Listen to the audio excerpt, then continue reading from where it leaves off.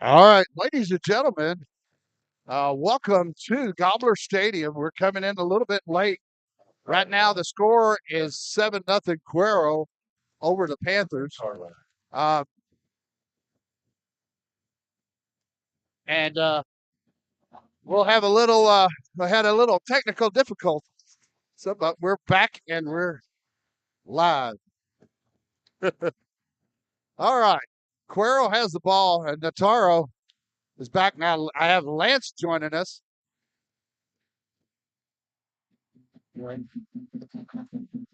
Wow. All the way down with a pass completion from Navarro to Nathan Lesson. Okay, George. All right, Lance. How are you doing tonight? I'm doing good. Got a little bit. We got to hold him right here, right?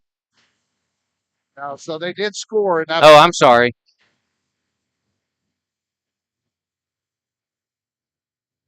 So extra point. Hold is down, kick is up, and kick is good. 14-0 Cuero. All right. Well, we had a little technical difficulties. Let's see if we can get a pan over to the scoreboard and kind of show a little bit what's going on with the scoreboard.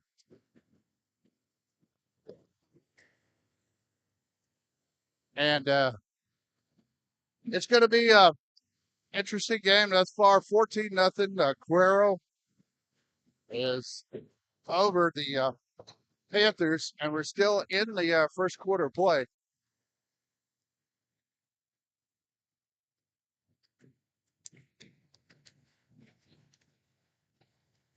We're up.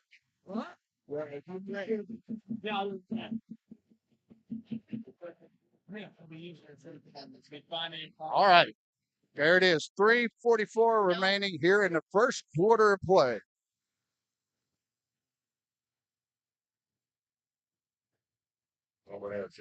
There's no All comfortable way right, to do this. Lance, I know we're behind on some of the announcements and things that we have, but we'll get those out here shortly.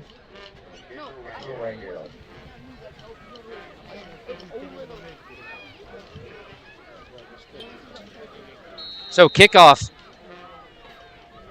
for the Cuero Gobblers. 14-0. 3:44 left in the first quarter. Back deep for the Panthers is Colton Chambers. We fair catch it. I think that was Landon Taylor with a fair catch. Well, now you've got the Panthers set up. Looks like it's going to be at the 25 because of the fair catch. That's inside the 25. They'll bring it up to there. So Panthers are facing a defense, Lance, that is probably one of the toughest in the state, I think, in 4A Division II.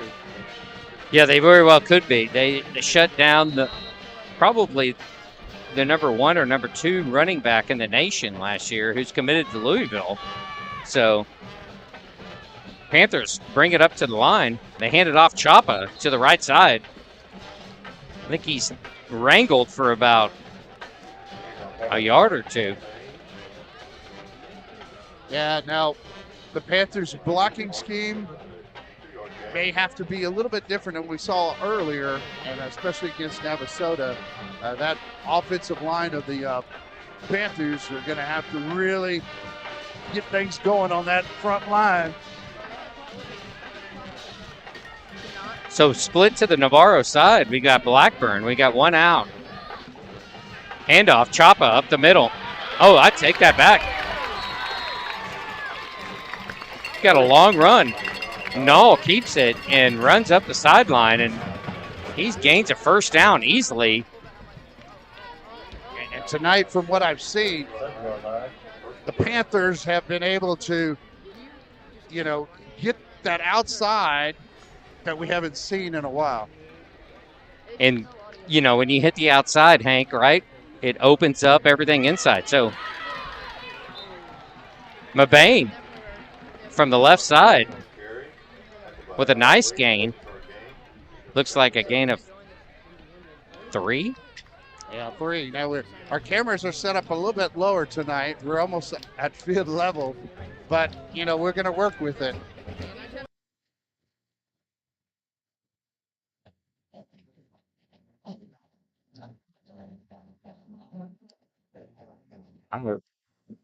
Two splits to Navarro's side. Oh, wow. That's unusual for the Panthers. No one in the backfield. He fakes it. Straight up the middle. Choppa. He's running. He's off to the loose. Oh, wait a minute. He fumbles the ball, but could be after the play. Paxton jumps on it. Yeah. Santone gets on it and preserves it. And it looked like the ball was loose in the air as Choppa was going down the field. The ball pops out, and then he goes down while the ball was loose. That's going to set up shop inside the 30-yard line, about the 27-yard line of the Gobblers. Yeah, and this is a great drive for the Panthers. Let's see if they can keep this going. Almost looks like a small delay, but handoff to Chambers on the right side. So now Chambers, following that offensive line on the right side of Richardson and Berry. Looks like a pickup of 3 up to the 24 of the Gobblers. Yeah, we're right now with the score 14-0 Cuero up on the Panthers. 2nd and 7 from the Gobbler 23-yard line. Handoff left to McBain and no room. I think that's a no gain. Yeah, I mean, Gobbler's all over that one. And we didn't talk about it in the pregame, but we're looking at the Gobbler linebackers are savages. Yeah, Sean Burke was the MVP of their district last year, and that play was made by number 10, Grant Potek. Potek and Burks are the heart, soul of their defense.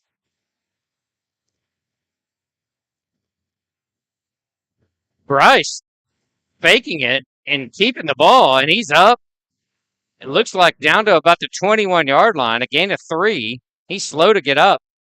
A good hard run for Bryce Null. He sheds one tackler and then leans forward and gets all the way down to the 21. So that brings up an interesting call here for the Panthers as they take a timeout. That's the end of the first quarter. Oh, I'm sorry. That's the end of the first quarter.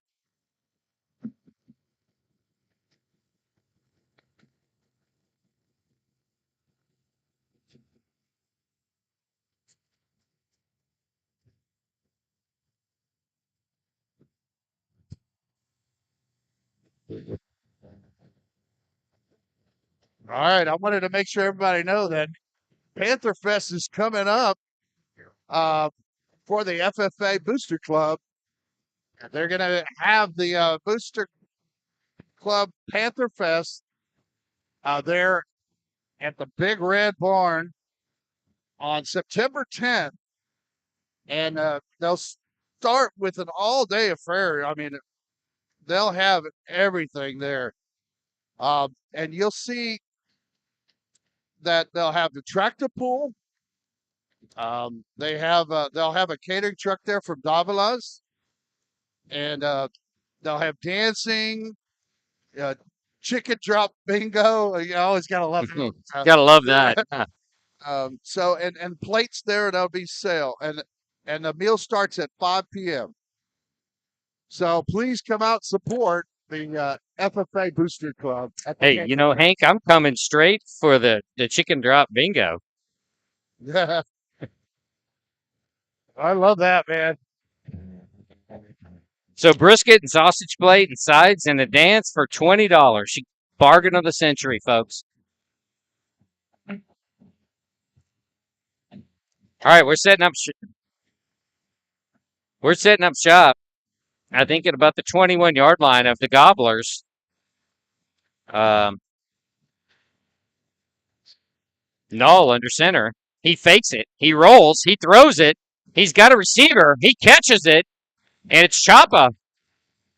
He's first down and more. Can't quite tell. Hank, and you, we're trying to figure out exactly how far down he got it, but Yeah, it looks all the way inside the 10-yard line. So right about the 9-yard line, Joppa has the Panthers set up, I believe, first and goal from that pass from Dahl. It So was this- a tight window, too. it was. And, this is so. Oh, So Bryce squeezes away. It almost like it was a busted play, and Bryce runs off to his right side and gains a few yards. Let's see how much. About 1 yard. Second. So, I see. He's only It's going to set up second and goal. Not exactly sure. It looks like it's right outside the 6, 7-yard line. yeah. Bryce with the handoff. Colton Chambers, he stood up by Burks. Stands him up and sets him down, but not after a good game by Chambers. It's going to set up a third down and goal. Yeah, Sean Help. Burke goes sideline to sideline. So we have a Panther down, but let's talk a little bit about Sean Burks and the Gobbler linebacker, which is the strength of their defense. yeah. Burks is a man amongst boys, and if we can block him tonight, we're going to have a lot of success.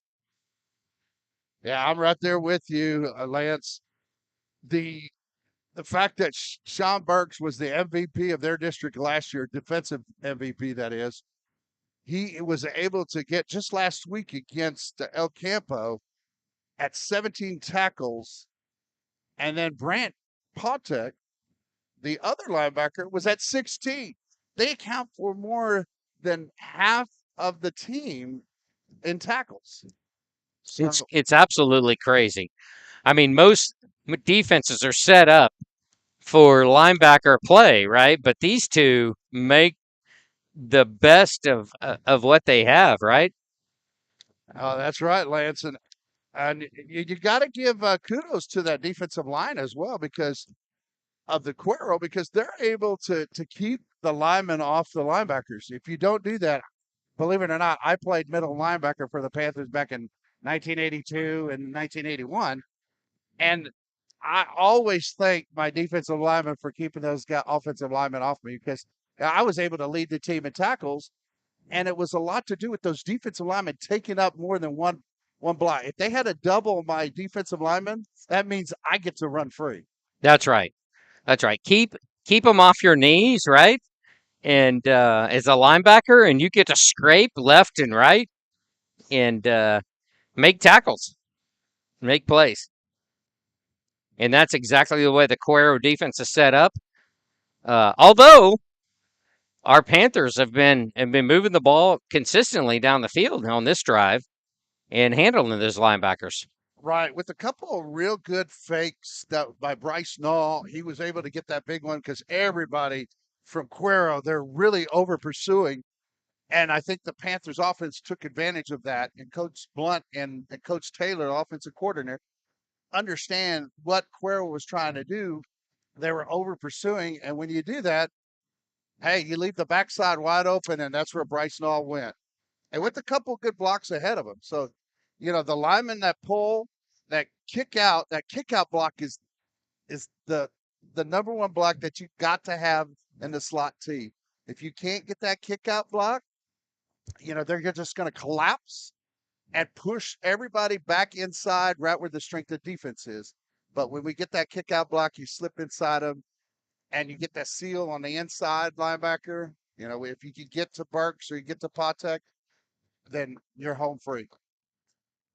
Yeah, absolutely. Get to that second level, and then you're running free with the third level, which is the defensive backs. And one-on-one, usually a running back's going to have the advantage against a defensive back. So I got you. I agree. I agree totally, Lance. So let's see what happens here. Big drive for the Panthers, though. If we can punch it in here, whole different ball game. All right. Well, here we go. I believe it's third down. I think it's 3rd and goal. We don't have everything right in front of us. We're kind of back off the scene right now. Yeah, just so you know, we're watching off a monitor. Bryce under center. He hands to Choppa, and Choppa runs over, and it looks like he's in. Oh, We have no signal yet. they're going to Fourth down. down and go at the 1. Probably a little bit inside the 1, but Yeah, you still call it 1 either way. If it's an inch or if it's a. so 10:27 left and counting in the first quarter. But we need this more. So here we go, Panthers. 4th down and 1 coming up.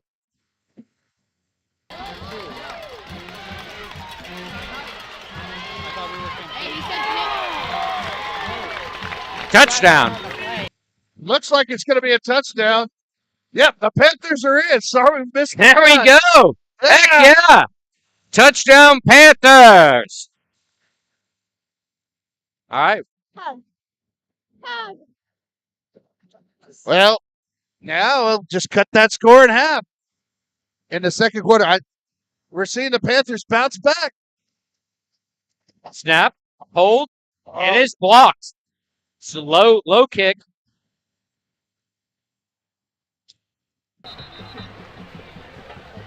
And it looks like he was taken down. But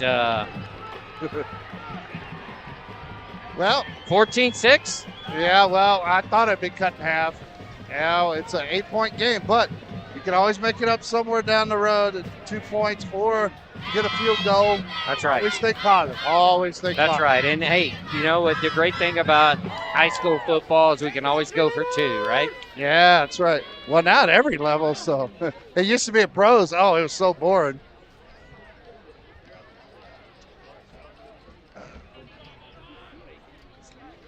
Let's go, little Hagen.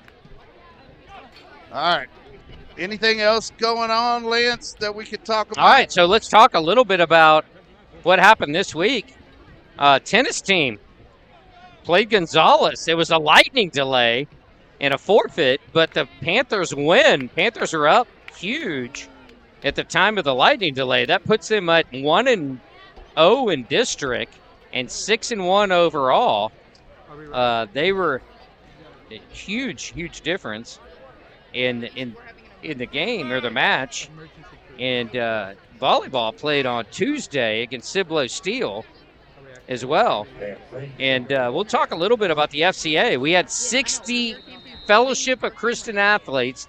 We had 68 people today, all-time record with youth pastor Andrew Cove. We got a kick and onside. Panthers trying onside. It looks like down to about the 40, 41-yard line of the Gobblers. Yeah, Tyran Gamez was able to recover that. And actually, that's a good kick. Sorry. Oh, you got my mouth all working again. But a good kick because there was no return. Big drive for the Panthers, though. Let's hold them here. Shotgun. Navarro, quarterback for the Gobblers, to his right. And he hands it off to Donovan Jones. And Donovan's pulled down after about a 12-yard gain.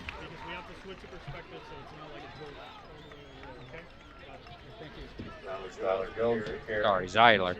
There's Donovan and Zeiler Jones, and they're brothers, and I got them a little mixed up there. Number 6 and number 8. Hey, that's okay. We all do it. This is your only your second game, Lance, so hang in there.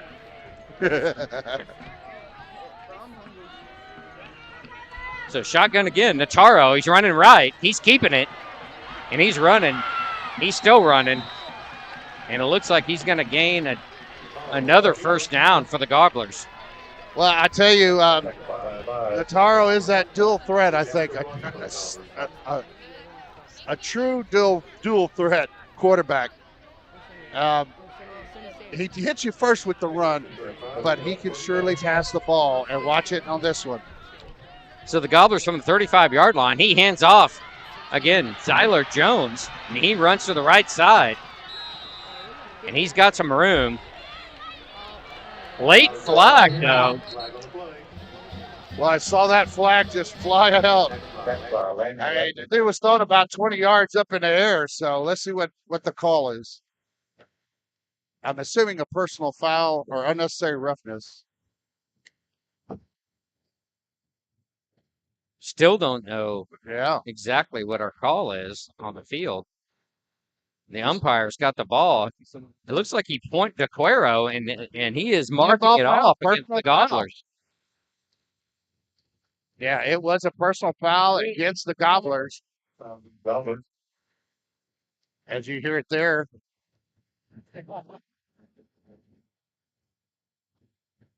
So now the Panthers defense get a little break. Let's see if they can take advantage of it.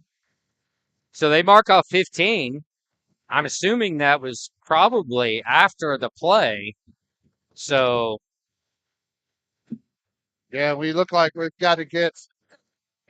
Going to be first down. Ian Palmer's getting cleaned up there on the sideline. You can see it right here with our camera. You know, you can't have blood on the field. So, and this is football, though. I didn't ever understand that. So, there's always blood on the field. Football, right? Always blood. Always blood, Hank. You know, it sounds bad. I know probably people out there going, like, what? You know? No, I mean, I played, you know, all the years I played football in high school. I mean, there wasn't a time you didn't have blood on you or getting blood on somebody else. That's right. We played on grass fields That's right. for the most part back in the day, right? That's right. So first down.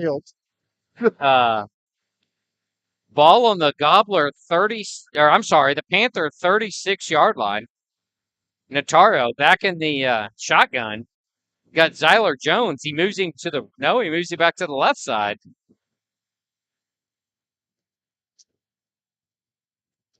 He hands it. He's almost tackled, landed Taylor. Oh, no. Although he keeps running. And Bryce comes up, and the tackle is made by Tregan James. Oh, wow. We haven't called Tregan James much, but that was a great play by him. Okay. Caden Guerrero was also in on the tackle.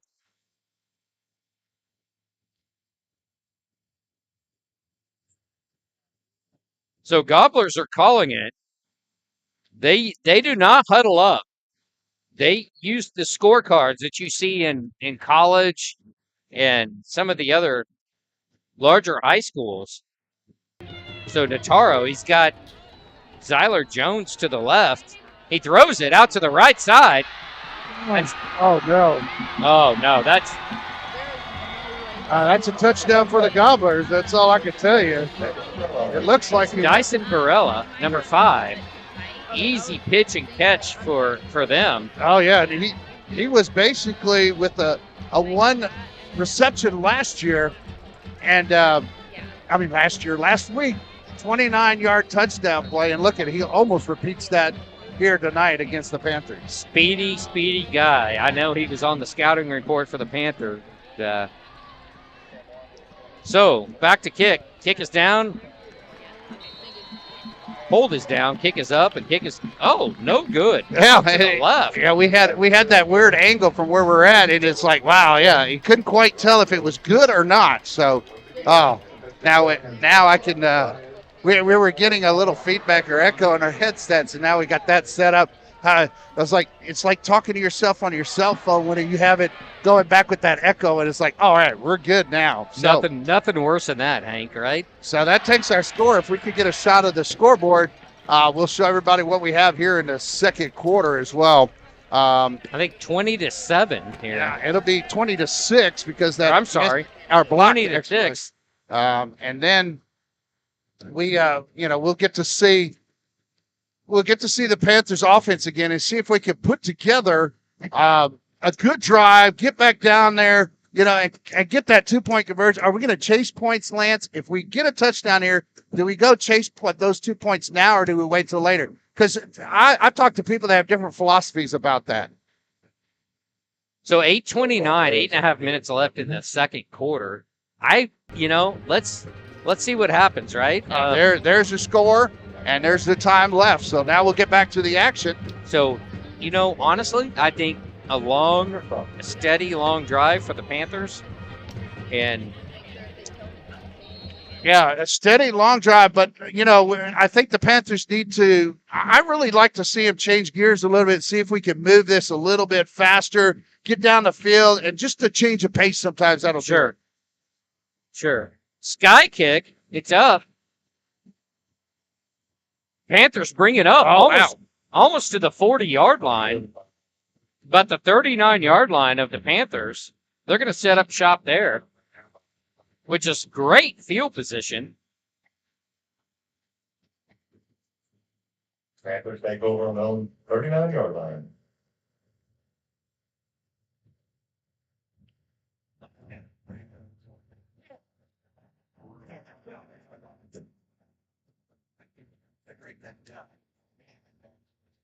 So the Panthers are going to set up shop about their own 39-yard line. Paxton Santone under center. All right. Looks like offside. Yeah. And there was contact. There was contact in it. They're calling a false start on that one? We're right down the line. I'd love to see us, once we get all the students, and we got to thank all the students that are out here with the audio visual club, and they're doing a great job. So, and I know we got on late tonight, but I mean, with their help, we're able to put this show on. Still. Man, I tell you what, we pulled the fast one in about 20 minutes, and the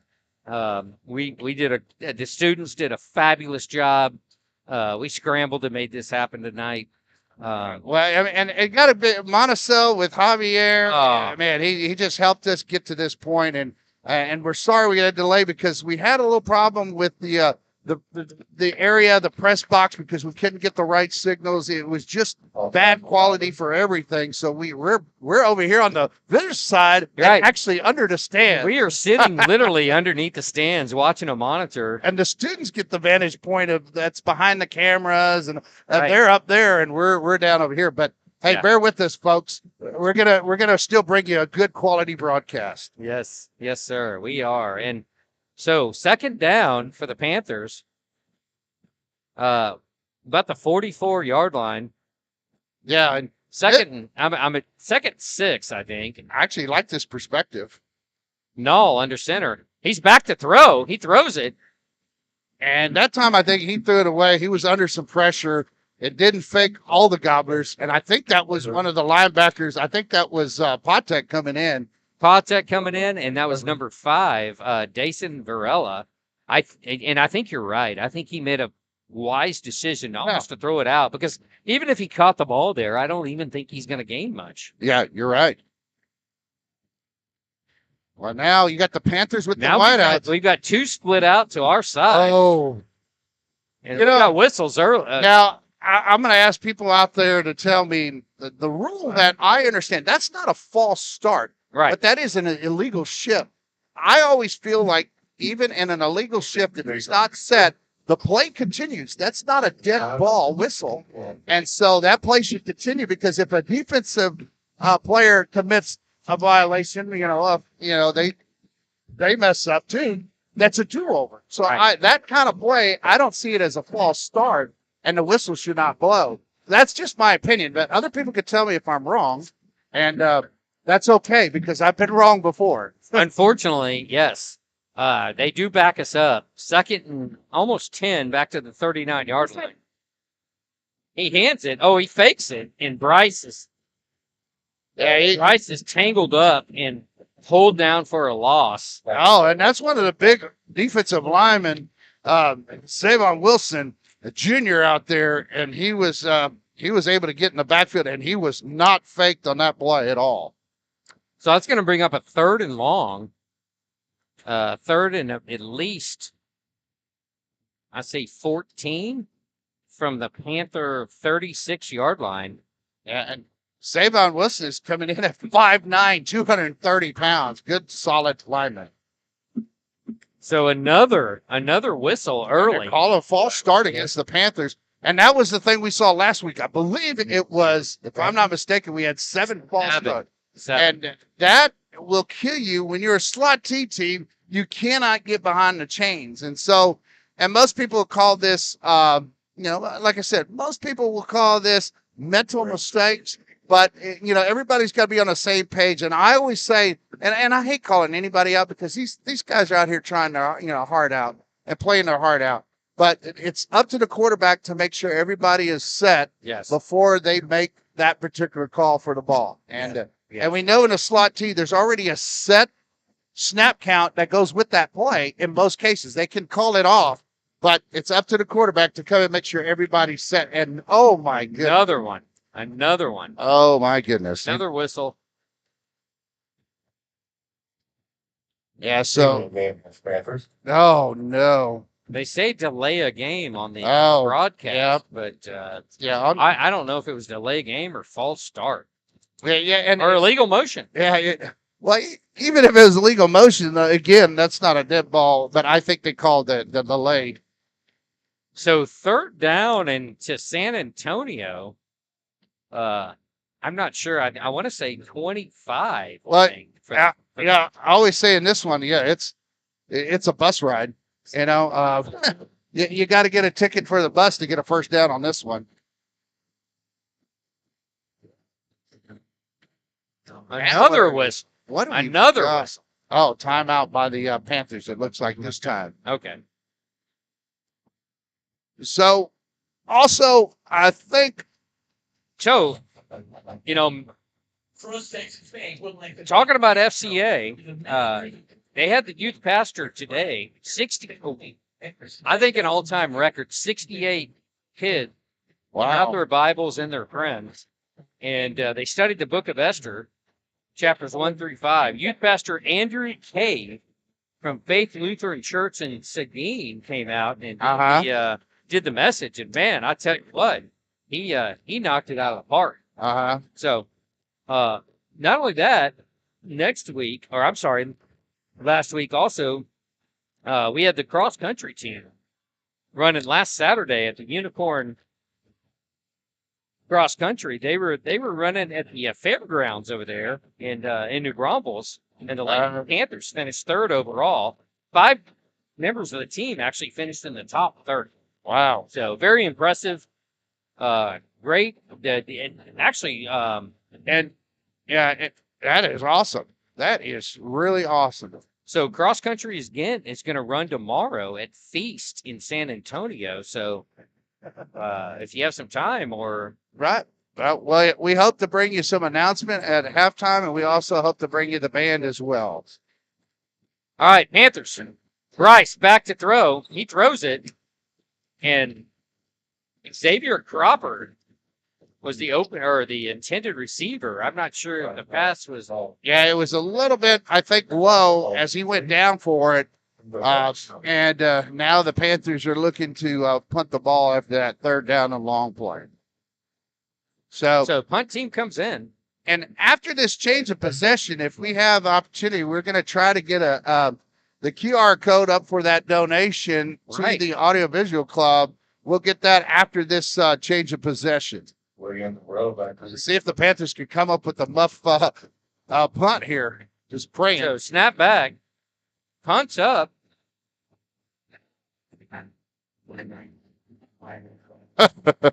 Well, sometimes you pick up all sorts of things on that crowd mic, huh? Hey, now the ball is down, but it's down just about the 43-yard line of the Gobblers, and the Gobblers now come up and going to set up shop there right at the 43. Also, we want to thank the Audiovisual Club again with Principal Clay Scarborough as being the sponsor for that. So they got us all out here, and now we're already ready for action. That was a quick change of possession. It was. Nataro's back in the shotgun. And again, he's got number 8, Donovan Jones to his. And the up back there is Lation, number 24. Nathan Lation. Yeah. 2 backs in the backfield. He does hand it off Jones, straight up the middle.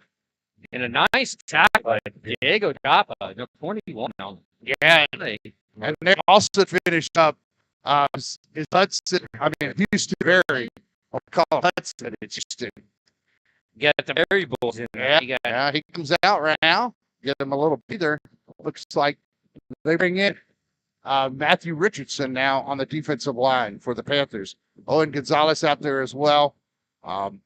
Landon Taylor. Blackburn's out there as well on the outside, as looks like he's playing corner.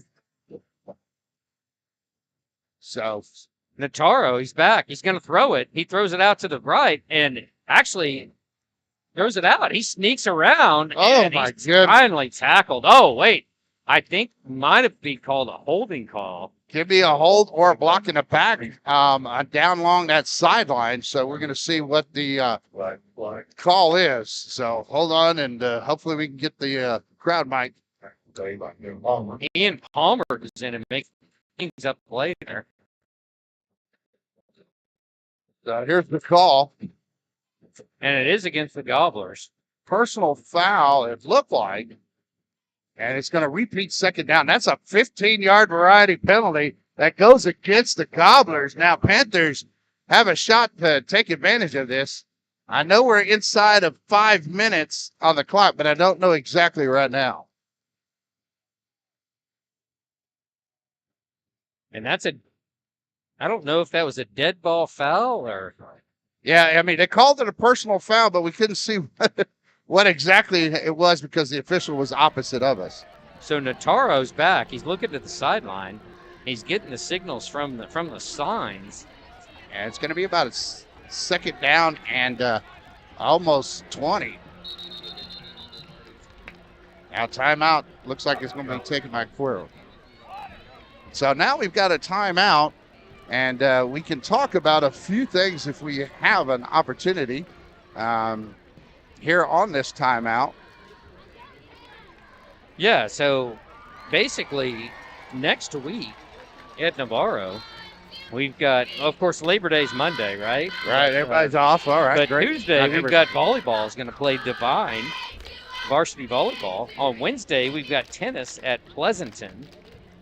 Friday, we've actually got volleyball. It's going to play Canyon Lake at home. And we are going to be with our first home game, football game, Hank. We're going to be playing Smithville. Yeah. Next week at 7:30. Yeah. And next Saturday, Tigers. Cross country is going to be at Piper. So, okay. couple of announcements from the high school. Last night, let's talk about a little bit about sub-varsity. If we have time, the freshman team, the gold team, was at Nixon Smiley. And Nixon Smiley defeated the freshman gold team 28-8. So Nataro's back. He hands off to Tyson Williams. He's actually corralled after a little bit of a gain. He runs to the right side.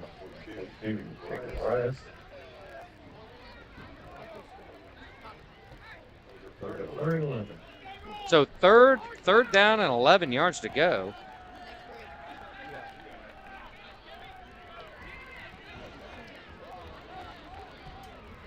So 3rd and 11, Nataro back. He's going to look deep. He's got some pressure. He's moving out. He's taken down. Nice tackle there by Ian Palmer, and it looks like Matthew Richardson. Yeah, the initial hit. Yeah, Matthew Richardson comes up a little slow. He's got a little hitch in his giddy up right there. Gimp, right? Yeah. But he's taking it off. Yeah. He stays in. Nice tackle by Richardson. Okay, now the Panthers are going to force a punt here. Right. And they're playing it safe, I believe. I couldn't tell if we had anybody back, but I don't think we have anybody back. So they're playing at safe defense against Cuero because you never know. So Cuero's at their own 44-yard line. Nice kick by Patek. It bounces. There is no one back. It takes a Panther bounce and looks like it's going to be about the 22-yard line. And the Panthers are going to take over. Yeah,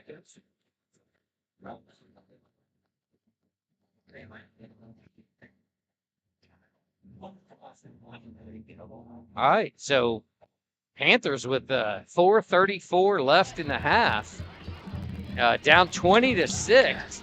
Man, if the Panthers could strum up Hank a nice drive here, they're going to get the second half kickoff, I think, right? 4:34 remaining. Here we are back in play, but you get to see the scoreboard, and Panthers are right there. Let's see what they can do. So handoff straight up the middle, Chapa with a nice gain. Let's see what he picks up. He gets about almost 8 yards on that play. I would say about 7, actually.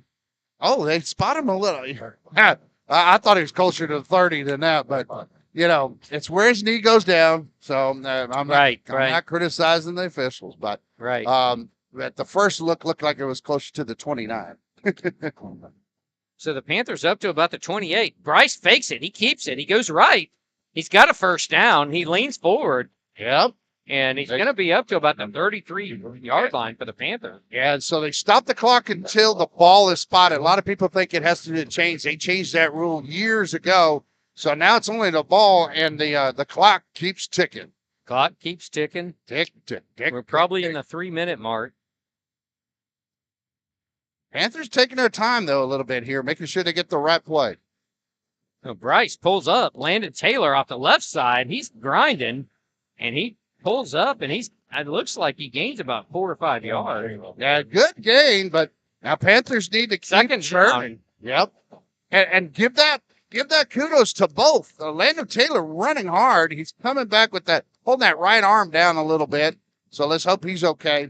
But good job by that offensive line to be able to take and make a good push on that play.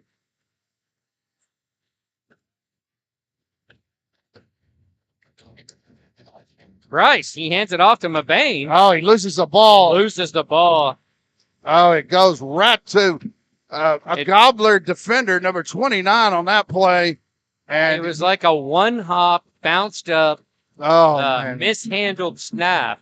Look, and or exchange with Mabane. Yeah, Garrett Lance comes up with it. I mean, it was kind of like, thank you very much. Christmas came early for him. Oh, my goodness. And that's believe it or not, though, that's the first Panther turnover of the year. Right. And so. Yeah, untimely for sure. Yeah. We got to hold them here. So they're going to set up shop. Navarro, they run a double reverse. He's back around. It's almost, it looks like Schwartzlosey comes up and makes a nice tackle. And it looks like Mabane got in it at the end as well. And this time, I think Cuero was trying to do what Navasota did last week, is try to get Panthers, really pursue it. But this time the Panthers stayed home. Good job for the Panthers all around. Great job. They actually didn't gain a yard. It's going to be 2nd and 10 from the, let's see, 30. Oh, he gets a lot of pressure. He throws it up. He does catch, but he catches it. Panthers there. Now the clock is still going. And I don't know if that clock is good or bad for the Panthers right now, even though that it's going to be right about at the 26-yard line. Flag on play. All right, now. It almost looks like we have a conference in there. Yeah, and the now Gobblers are going back. So here's the call. And penalty. It looked like an illegal shift that was called against the Gobblers. So illegal shift. And they went back from where the original line of scrimmage. So that play didn't count at all. Goes back 5, I believe it's 5 yards. 5 yards. They're back to the Gobbler 40-yard line. 3rd down and long. Third and long. And there's 2 minutes left in the half, so let's go Panthers. Let's hold them here. Yeah, and it looks pass all the way, but you got to watch Navarro. He could take off and run. Navarro, he fakes it. He runs a quarterback draw, but he is taken down. Oh, that was a great play. That was number 42 for the Panthers. Arias. Yeah, Jacob Arias is able to stand his ground and stay at home. And we were just talking about it. It was a quarterback draw all the way. All the way. Navarro was not was not going to take and just go outside. He had already made up his mind. He's going right up the gut, and Arias was right there to say hello. And how many times, Hank, did Navarro, and after watching the Cuero film, did he do that last week? And he gained, 133 yards on the ground on the exact same play. Yeah. So the Panthers are ready there. Well, now it looks like timeout was called, I believe, by the Gobblers. So we have a chance to run. We'd like to go ahead and talk a little bit about, some other announcements that we may have. I think, do we have a QR code for the donation to the club? So we'll get that up there as well. So there we go. So Awesome. there's a QR code for the donation donations for the Navarro AV Club, and the students who are here tonight. Please, help them out. Please help out. Make a donation. There it is. We'll show this a couple more times tonight. But if you were if you didn't come out to Cuero, I mean, $5, $3, something. So anything. Well, anything would be much appreciated. Okay, minute 4 remaining. Here we go. Where the ball's in play. I always tell people, hey, listen for that whistle. That means it's ready to go. So 4th down, and looks, they're in punt formation. He snaps it back, and Patek kicks it for the Gobblers. Punt. And it was a short punt. Let's see. Punt. Let's see if he gets all the way. I'm hoping he takes it all the way up to the 25. Let's hold on here on the shot. We're watching that sideline official to see where he's staying. And he's going to come all the way up. Looks like about the 25-yard line. So exactly 25. Wow, how convenient, right? Right. I thought it was actually closer to 30 because that angle of that ball went way outside. So Panthers right about a minute left here. Right. Trailing 20-6, and they have a shot. They've got a shot. And that's all you need. Man, if you could do something here. No, under center. He fakes it. Oh, the peanut play. Oh, Choppa. The ball came out again. The ball is out, and it doesn't look good.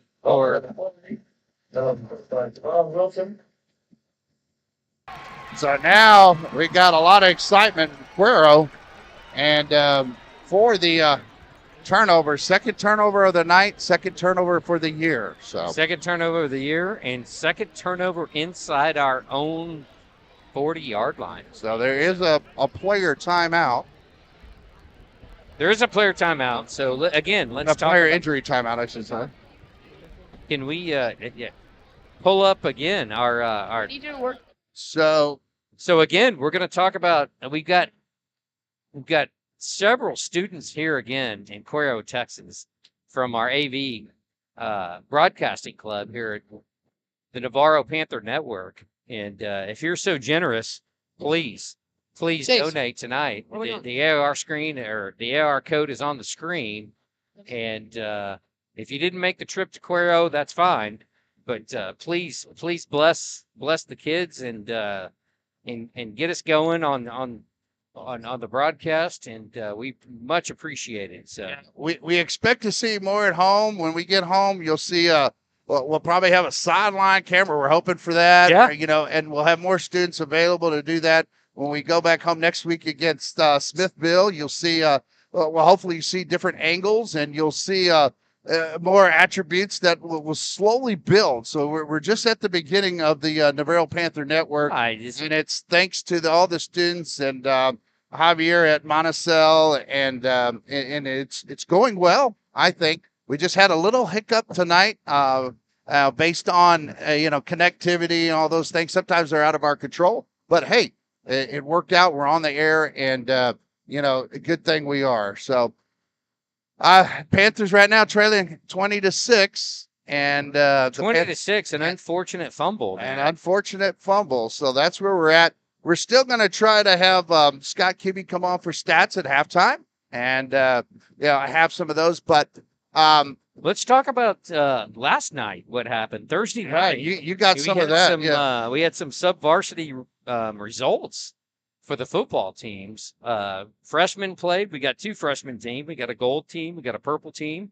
The gold team traveled down to Nixon Smiley And Nixon Smiley. Mustangs there. The Mustangs, that's correct. The Mustangs kind of got on us a little bit there, 28-8. For the freshman gold. Nixon Smiley put it to us a little bit. We've got the freshman purple. We played at home against Cuero.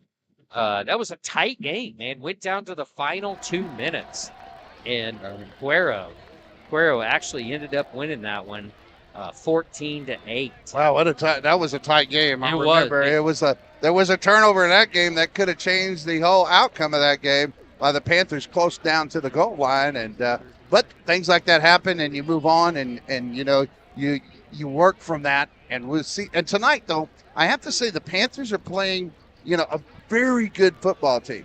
I mean, Cuero is not a slouch, and we've seen Panthers bounce back and have a competitive game tonight, and that's what I was looking for tonight with the Panthers, is being competitive, and they're still in it, folks. I mean, let's see what happens. So we'll get ready to get the action going here.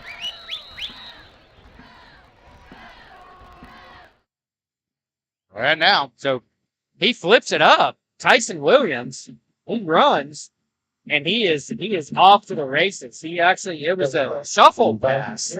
Is that a shuttle pass or a shuffle pass? I always get, now that's the debate. What really is it? But it's a forward pass either way. We had one Panther there on that play, as you can see. Yes, we close did. to actually tipping that ball. But Tyson Williams is hard to bring down when he gets going. Incredible athlete. Been around for several years. Yeah. Senior. He's made us pay before and makes us pay again. So, and he's snap down and kick is up and kick is good. So that's a killer. Yeah, that hurts. Yeah. Right before half. A tough turnover by the Panthers. Second turnover of the night. And I will jump in. Last score from last night for sub-varsity was the JV. And Cuero came to town and put it on us pretty good from a EV perspective. Cuero, I think, ended up 44 and the Navarro Panther 0. But I never put a lot of stock into the sub-varsity games because there's a lot of different shuffling that goes on there, and a lot of players are being reevaluated sometimes in different positions and things. So I always don't put a lot in it, but even though, Cuero won big, doesn't mean that's going to be anywhere near the outcome here. So right now the Panthers, trailing 27-6, I believe. So 27-6, 2 turnovers. And that second turnover was the one that really led to the score for Tyson Williams on that run. So the Gobblers are kicking off from their own 40. They kick off with a little bit of a wind at their back. It bounces. And looks like it goes out of bounds at about the 10-yard line. And Gabriel Rangel lets it bounce out of bounds, which is a very smart move. So the Panthers will take over at their own 25 with, I don't have a clock shot, but I think we're a little bit under a minute to go. Yeah. Once we get home, and we'll get all the other bells and whistles going on here soon. So, all right. So, ball's going to be spotted at the 30-yard line, and so Bryce Nall still out there with the Panthers, leading the helm, and Panthers. I think if they hold on to the ball here, things could happen. So Bryce, he hands it off straight up the middle. I don't know if that's see who that was. It almost looked like Mabane straight up the middle. Yeah, so Ghetto was the running back on that play. Sorry, number 9. Yeah, Caden Ghetto, and he just, I think the Panthers are content to just kind of, hey, we're gonna run this thing out. Again, hands it off straight off the right guard, and and a little pushing going on and pushing Ghetto back. Caden Ghetto was right up to the line of scrimmage. So that's the end of the first half, what it looks like here. So now the Panthers are going to go in halftime down 27-6, as we're going to be taking a little break as well. So we're gonna have a halftime show coming up, and I'll tell you what. So you are watching the Navarro Panther football on the Navarro Panther Network, powered by the Panther Posse.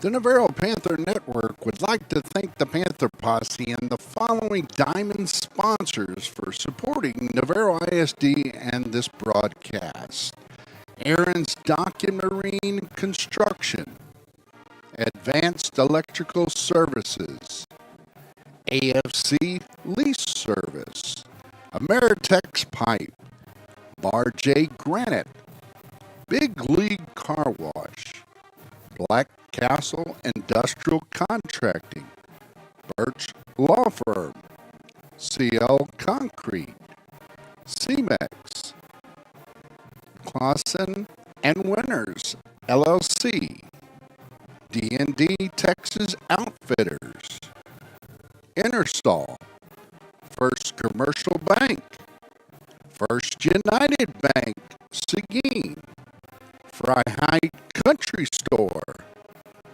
Fregway Construction, Gulls Cove Concrete, Guadalupe County Farm Bureau Insurance, Guadalupe The Navarro Panther Network would like to thank the Panther Posse and the following diamond sponsors for supporting Navarro ISD and this broadcast: Aaron's Dock and Marine Construction.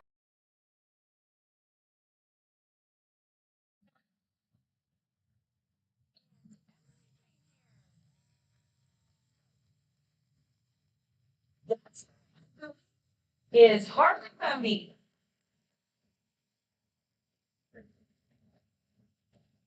The Dazzlers are under the direction of Michelle Holloway and Ebony Hughes. Tonight's performance will be a peak routine to Starships. Sit back, relax, and enjoy the show. Zoe Kate.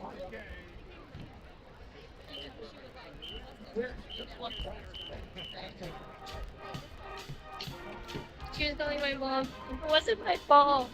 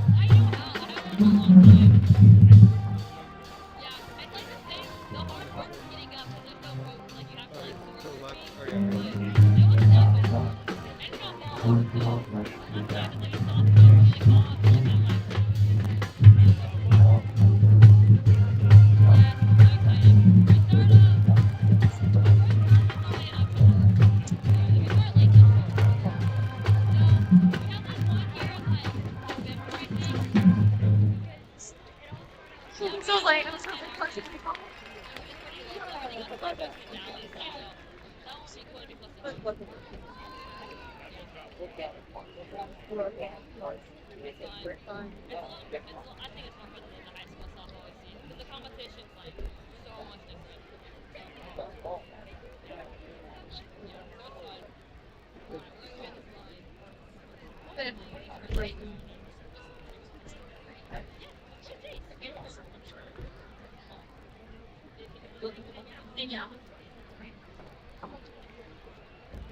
Good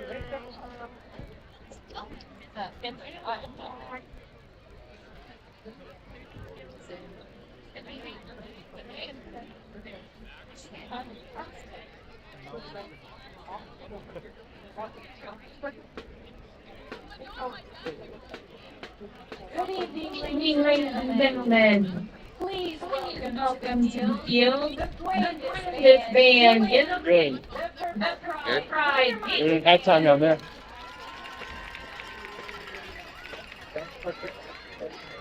Under the direction of Patrick Todd, J.C. Alexander, Tyler Carpenter, and Anthony Gutierrez. Thanks for that water. That saved my ass. I wouldn't win. The only thing that saved me. Yeah. Here I go. I didn't have a call. You didn't tell me. This evening, the band will be performing a portion of their 2022 UIL marching show entitled Sands Through the Hourglass, A Journey Through Time. Go outside. Go.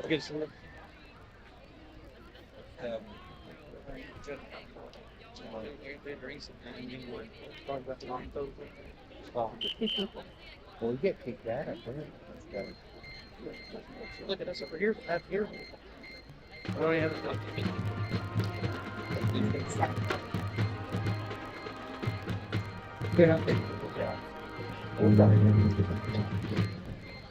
Why cut this? I go. Shut the hell up.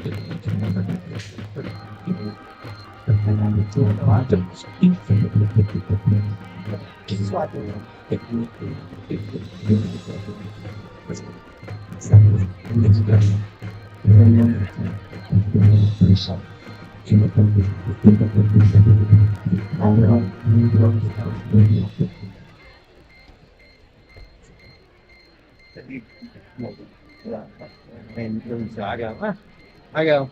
I'm not sure.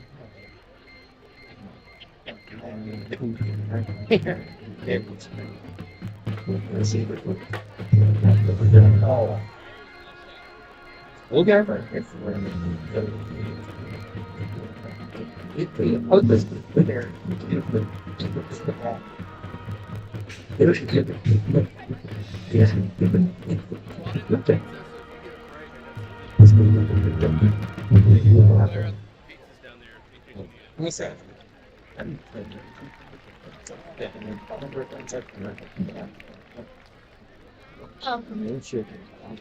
We should be in. Well, I mean, this is a little boat. I mean, that's the chicken. Well, I was walking.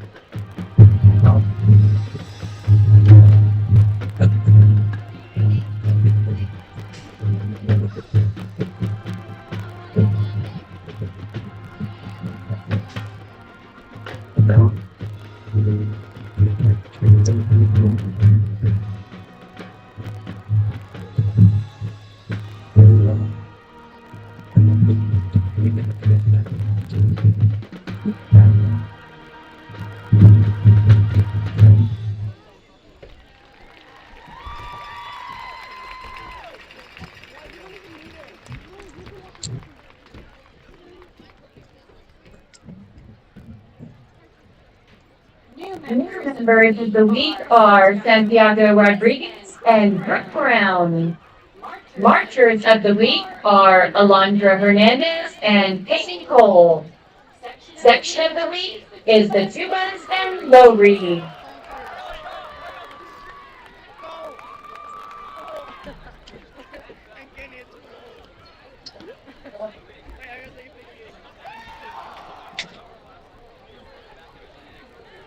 Keep on going. Next one. Next one.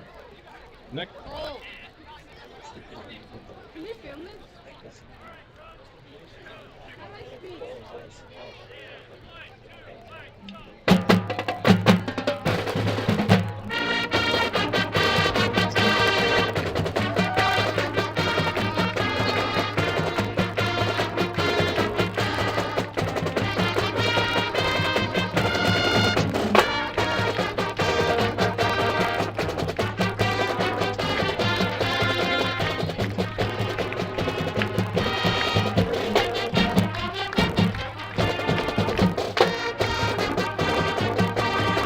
Oh, there you have it.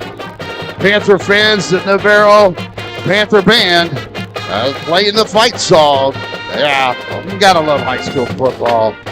Well, I'm Hank Dieter. We're at Gobbler Stadium, and you're watching Navarro Panther football on the Navarro Panther Network, which they are now powered by the Panther Posse.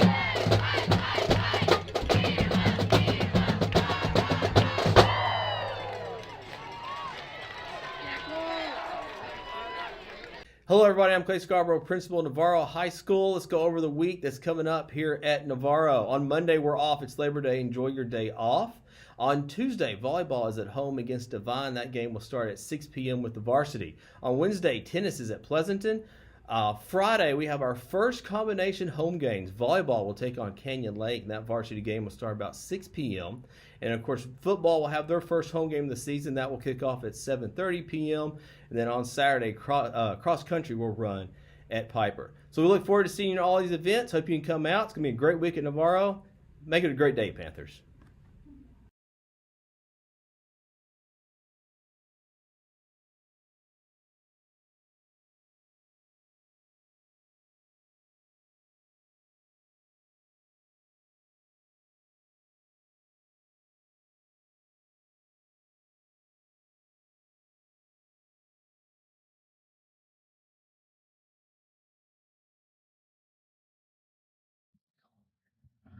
Bring you back the announcement for the junior high now from Miss Natasha Williams. Hi Panthers, Miss Williams here, the principal of Navarro Junior High. Just giving you a quick update about what's happening on our campus next week. So of course Monday is Labor Day, so that is a holiday. And then on Tuesday, progress reports will be uploaded to our parent portal. On September 8th, we do have some football games being played at Lytle. 7th grade girls volleyball will also be played at Fredericksburg. 8th grade girls volleyball will be played here. And it is also 8th grade picture day for our panoramic picture. We look forward to seeing everybody for that. And then on September 9th, we have cross country happening in San Marcos. So have a great day, Panthers.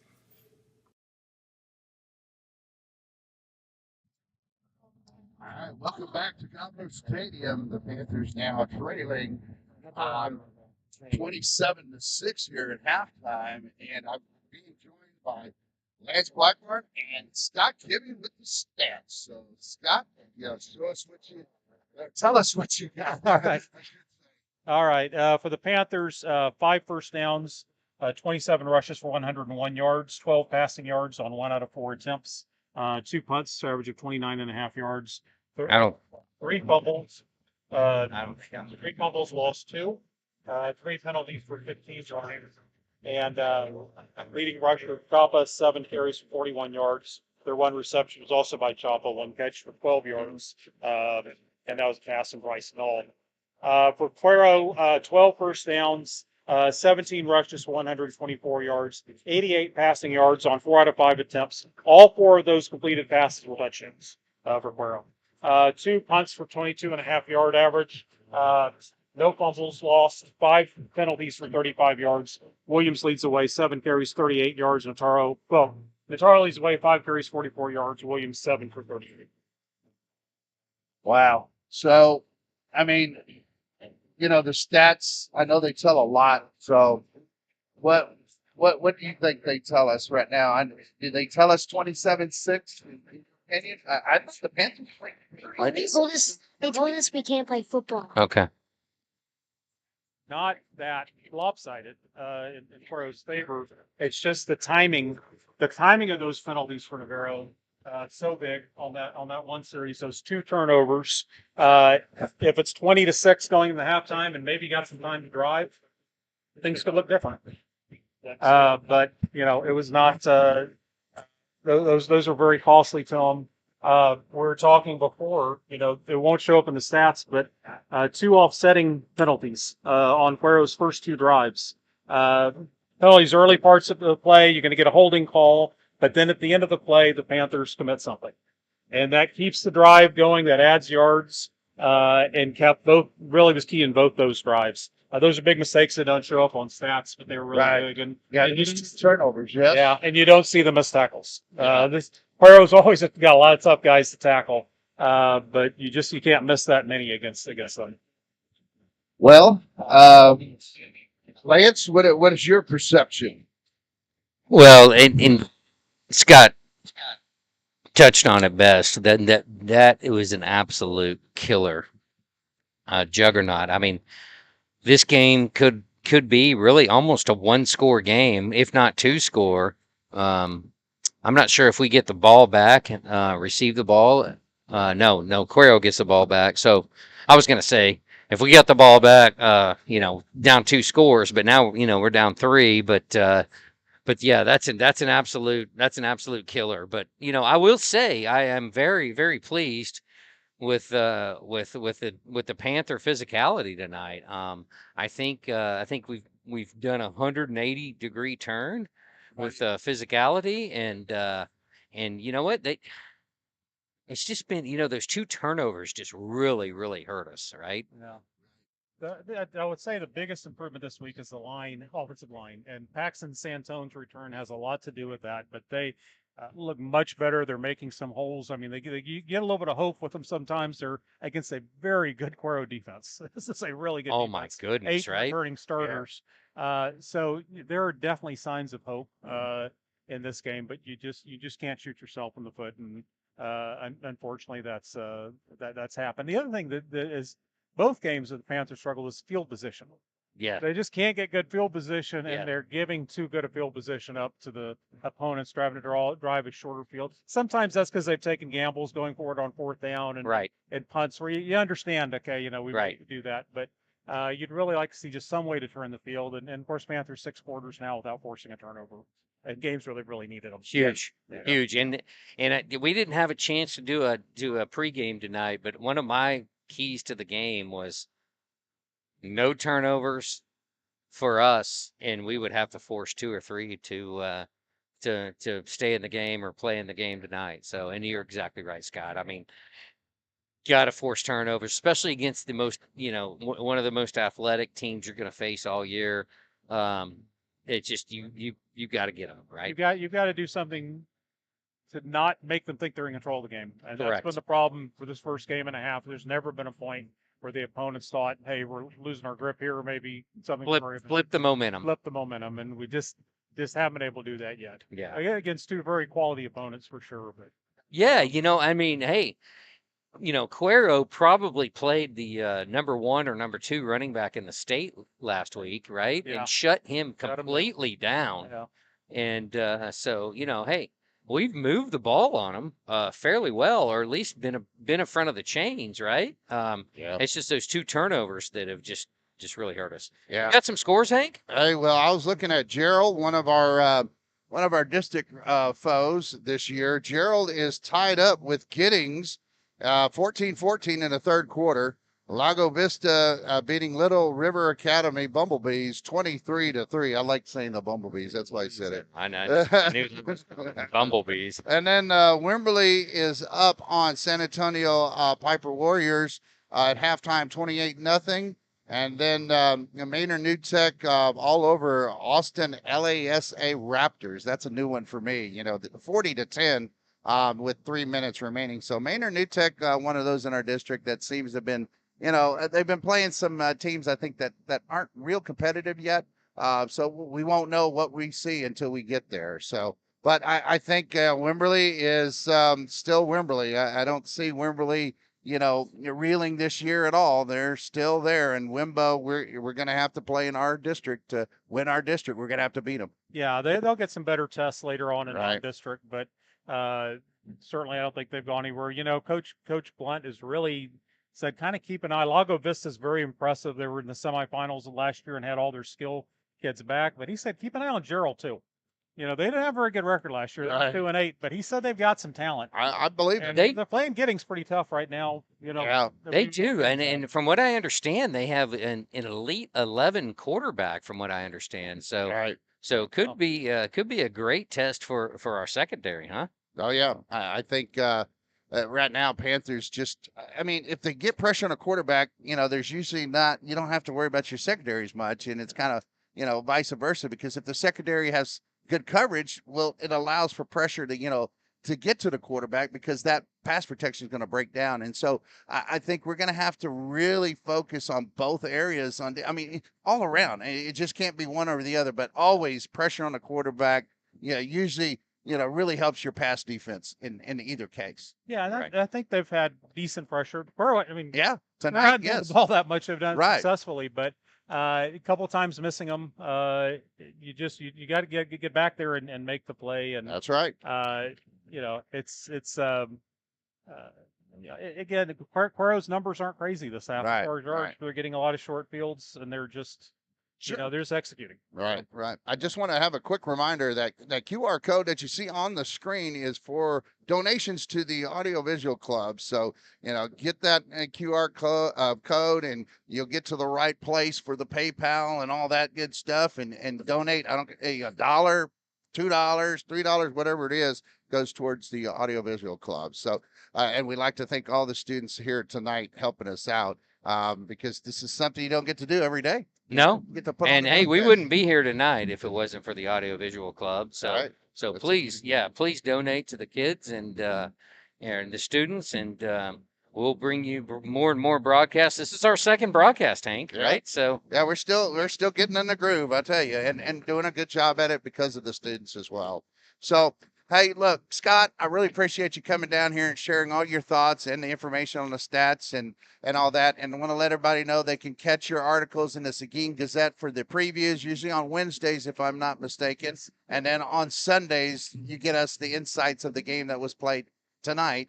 You'll have an article there. Is that correct? Well, yes. Okay. Well, Scott, thank you very much for joining us, and we really wish you the best of luck for the remainder of the year and getting everything together and doing all that good stuff. So we're going to take a real quick break.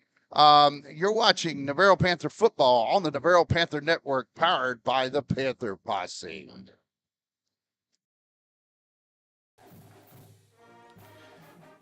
The Navarro Panther Network would like to thank the Panther Posse and the following Diamond sponsors for supporting Navarro ISD and this broadcast.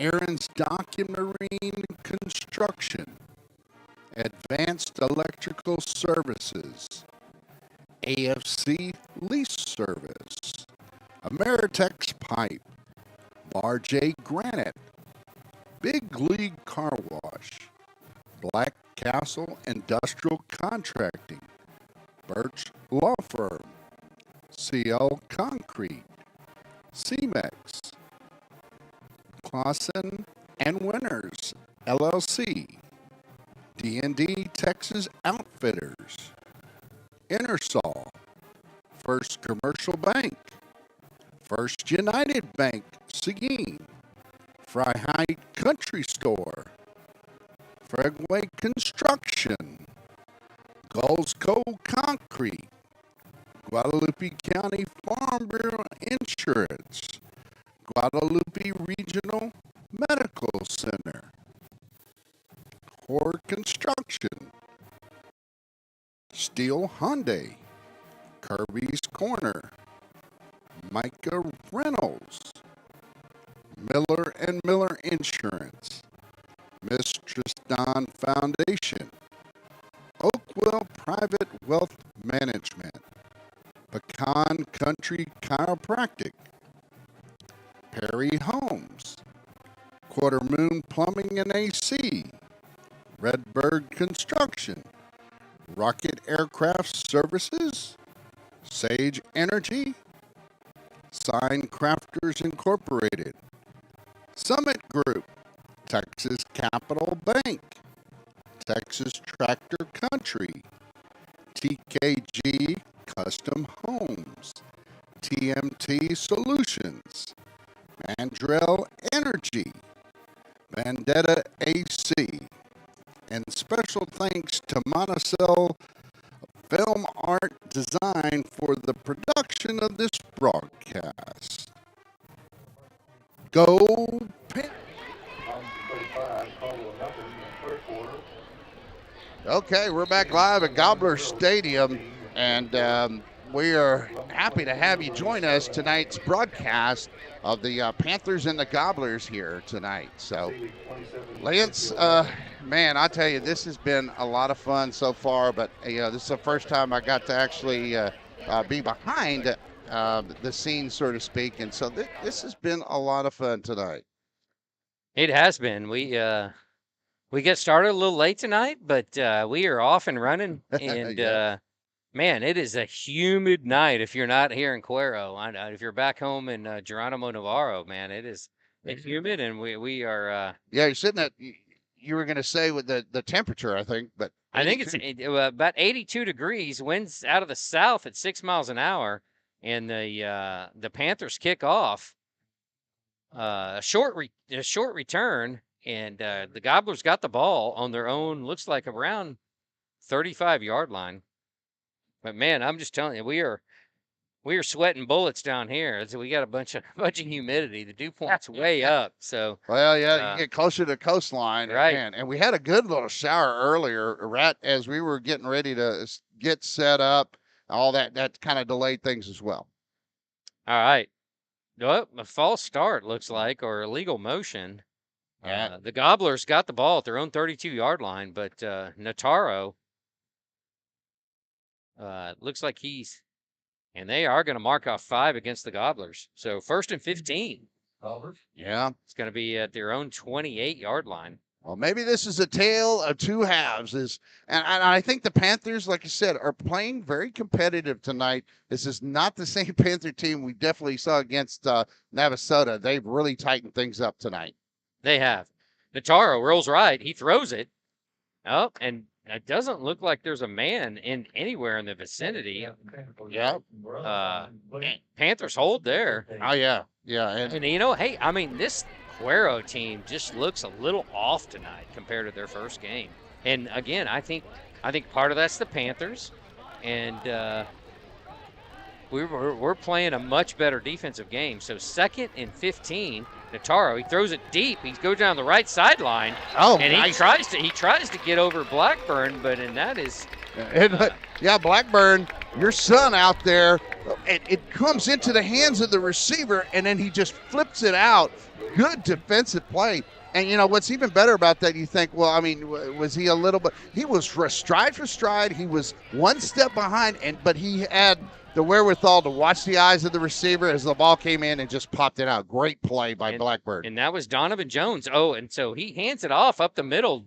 Tyson Williams, and looks like he is going to pick up about almost 25 yards on the play. Yeah, and he's a locomotive. When he gets going, he's hard to bring down, and that is something that you see from that you see from a big, strong back, and that's got speed, and he's only getting faster, is what Coach Blunt was telling me earlier. Yeah, so that's a killer. They set up shop inside the Panther. He hands it again. Not sure who that is, but Nataro hands off to the left side. That was again Tyson Williams. Yeah, and that's the one thing about a locomotive that we always say, it takes him a while to get going. If you hit him before he gets going, and that was a great job, I think, by Ian Palmer getting back there. So Ian Palmer stops him. It looks like a very short gain. So it's going to set up a second down. Shotgun, Nataro. He rolls right. He's looking. He gets pressure. He throws it, dumps it. And let's see where they spot it. I'm not sure who it was. Number 40. Yeah. For the Gobblers. Yeah. Griner, Gentry Griner, senior, tight end. Griner catches that, but man, it was almost like a lob pass. Right, and I thought the officials were going to consult. Did he actually bring it all the way in had possession when he hit the ground? So there was a question on that as well. I see the head officials walking the middle field. An eligible man downfield. There's a penalty there that goes against the Gobblers. So that takes it basically they're going 10 yards or 5 yards back. So now you see the ball spotted at about the 43-yard line. 43-yard line of the Gobblers. So he pushes it way back. And it's going to looks like about 2nd and 15. Yeah, that's from the original line of scrimmage. Oh, did we have a false start again? And goes against the Gobblers. So we might be seeing a tale of two halves, because exactly what the Panthers were doing, in the first half on the false starts, they had 2 back-to-back penalties. A false start. Now we see an ineligible man downfield, and then we see a false start. And you got to get fired up. If you're out there on the field, now's the time to get up and really get pumped up, get your players going, talk to each other, make sure you're on the right page, and go after them. This is the time that you go after them. So Nataro in the shotgun, he's got a player split out on each side. Don't let anybody behind you, he's though. Got number 6. Sorry. Zyler Jones to his right. He takes the snap. Oh, Landon Taylor unblocked. He throws it. And yeah, he was under pressure and he knew it. And nobody home, because I think he was hoping the receiver, which I'm not sure who it really was, because there was 2 or 3. The receiver was not there.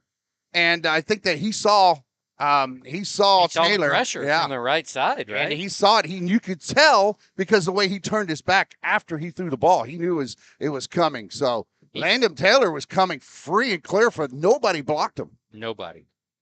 So that's going to set up a long third down. Third and I think 20. Nataro, he's back. The pressure from. It almost looks like. Yeah, we kind of lost the ball on that one. We lost it. Hey, well, remember, we got students out there. They're learning, so bear with us. They're doing fine. It's just every once in a while. But that was a long pass that went down for the, I think, was that Tyson? Tyson Williams was also the second leading receiver on this team from last week. Yes. So you got to watch out and account for Tyson Williams getting out in the pattern. Now punt formation by the Gobblers. Go ahead. Podtek back, 4th and 20. Podtek's going to take the snap. He kicks it. A little pressure. Nice kick from Podtek. And Bryce Nall's back. He lets it roll. And it rolls sideways, goes out of bounds. Now, it looks like it's going to be close to the 20, or it's going to go out. Actually, maybe the 15. Yeah, it's going to be at the 15. So what you saw earlier on the QTR code, that's to the donations for the Audiovisual Club, and so we got to make sure to let everybody know that as well. That little QTR, I want to say QTR, but QR code is up, and that will get you to the donation page that you need to donate for the Audiovisual Club. It goes straight to them. So if you don't know how to use that, just hold. Oh, yeah. Hold your camera, put Of your phone, almost of your phone, almost like you're going to take a picture, and it will take you to a link. And but the Panthers will have the ball, 1st and 10. Null under center. He hands off, and it's off to the middle. It's off to the left side. Yeah, and I'm sorry. Go ahead. No, it looks like Mabane, Antoine Mabane, getting up a little slow. Mabane's got some speed. If you give him a good crease, get him that alley, he can get there. And what I was going to say is that, you've done a good job if you carry out your fakes when the cameraman follows the wrong person. So you always know that was actually a good fake to carry out the fakes. Doesn't mean you always get the yards you want, but the fakes are carried out. Oh, wow, Panthers splitting out here. So Panthers got a man wide. They hand off, goes up the middle. Wow, we had a perfect angle of Sean Burks just standing there. Nobody gets to him to get that block, and he goes straight at him and picks up the running back and drives him back. Shoots the gap for a minimal gain. As you like to say, as linebackers, you want to be able to move downhill. When you make the tackle, you always want to scrape and attack. And that's what he did there. You scrape off to one side, find the gap, as you said, shoot that gap and go after running back. So it's going to be 3rd and long. He hands off again. Mabane, a flag flies to the left side. Yeah, Mabane had nowhere to go, and he is taken down by a flock of gobblers. A flock of gobblers. Is that what you'd say? Is that what it is? Right? Yeah, well, I mean, because they're birds, right? I mean, it is dove season, but right? But let's wait till we get closer to Thanksgiving. The only way we'd see the Gobblers again if we go to the semifinals. So there is a flag down. I'm assuming against the Panthers as they're bringing out the punt team that was waived off, or either waived off or declined. We didn't get a good indication by the head official there. So Panthers in punt formation with Landon Taylor. They're missing one player. Landon Taylor says, "Oh, Schulke gets in there." So Landon Taylor back for the punt. High snap. Gets it down. Takes a couple steps and he kicks it. Kicks it high. Oh, and it does take a gobbler. Yeah, but it's still on the Panther side of the field. It's going to be about at the 44-yard line. It looks like where they're going to spot it. And not a bad punt. If it would have taken a roll going the other way, it would have actually made it past the 50, I think, and it would have turned out to be a good, 40 to 45-yard punt. As it turns out, it's going to be about a 35-yard punt by Landon Taylor. So field position right now in the favor of the Gobblers. They lead it 27-6. So the Gobblers set up shop. They hand it off, and he's got a lane. Not sure who that was. It looked like Zyler Jones. He's still running. Golly. He gets all the way inside the 20, I believe, and down close to the 15-yard line. Oh, it snaps low. Nataro, he gets a little pressure, and they blow the whistle. I'm not sure if the refs weren't ready to play, or did they not have the ball in play. The official, the head official looks like he was slapping his chest like, no, it was mine. I didn't blow the whistle. So they're going to reset this, it looks like. They're going to start over and run the play over again. And I can't quite tell. It looks like they're on the 20. Oh, right at the 20. 25 or 26-yard line of the Panthers. Yeah, I'm trying to look at the numbers, but it may be right at the 20 in that particular. The angle's a little off. So Nataro back. He's got a lot of time, but he's pressured, and he's and he was looking for a while, and that was Matthew Richardson. Yeah. He finally said, "You know what? No more." Yeah, Matthew Richardson It was right there, Ian Palmer. And that was where we were talking about earlier. You got to get pressure on the quarterback.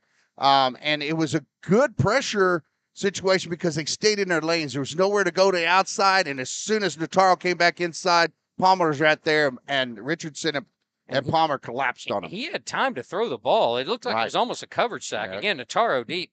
He hands off. Zyler Jones, he runs, and he's got some room right up the middle. But as far as that sack takes it back, it's still going to be, I believe, a third down here coming up for the Gobblers inside the red zone. And it's going to be just short of the 15-yard line. It is. An opportunity here, though. Navarro back again. Zyler Jones to his left. Oh, there's movement on the line. See if we see a false start. Yep, Sure false enough. start is called, and then we get a timeout as well. It looks like for the Gobblers, so, or is that the end of the quarter? Nope, it's timeout Gobblers. So we're going to take a timeout as well. You're watching Navarro Panther football on the Panther Network, powered by the Panther Posse.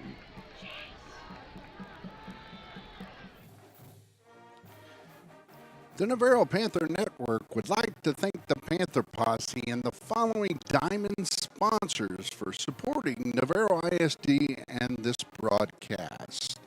Aaron's Dock and Marine Construction, Advanced Electrical Services, AFC Lease Service, Ameritex Pipe, Bar J Granite, Big League Car Wash, Black Castle Industrial Contracting, Birch Law Firm, CL Concrete, CEMEX, Clausen and Winners, LLC, D&D Texas Outfitters, Ingersoll, First Commercial Bank, First United Bank, Seguin. It's 4th and 15. Nataro's back. He looks to his right. He throws it. Actually throws back to his left. The ball's caught. Wow. I can't quite tell. It doesn't look like he got a first down. Looks like Blackburn came up and made a tackle there. And yes, the Panthers hold. Yeah, the Panthers on 4th down have the ball back. And wow, what a big play. Now the Panthers need to score. There's no doubt they have to go down and score, or the Panthers could be in a lot of trouble here.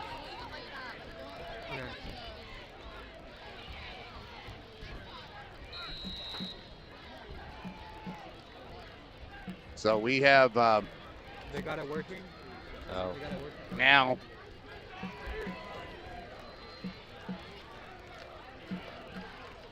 Okay, so first down for the Panthers. Bryce, hands off to the right side.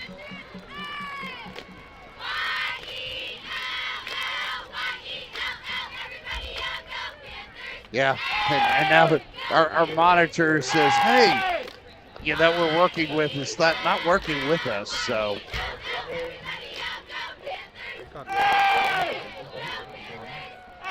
It looks like we've got another injury timeout, and we'll take this time to talk about the Panther Fest. What do you think, Lance? Yeah, Panther Fest is coming up soon, right? Yeah, it's presented by the Navarro FFA Booster Club. It's going to be on Saturday, September 10th, 2022. So this is for the Navarro FFA. It's going to be at the Big Red Barn there, the Texas Agricultural Education and Heritage Center. It's 390 Cordova Road, Seguin, Texas, 78155. There's going to be brisket and sausage plates with sides and a dance for $20. Pre-sale tickets are available from the Navarro Ag Students Booster Club parents. You can find all that. The meal starts at 5 p.m., but there's a lot of other things going on. The tractor pull, you've got that going on. If you want to be involved with the tractor pull, called Tarandine at 830-481-9267. Here we go. Back to the action. Panthers hand it off to the left side. They're bottled up. That looks like Mabane, and he's limping off. Yeah, we after already a short gain. Yeah, we'd already seen that Chambers is not in it right now. One of our other seniors,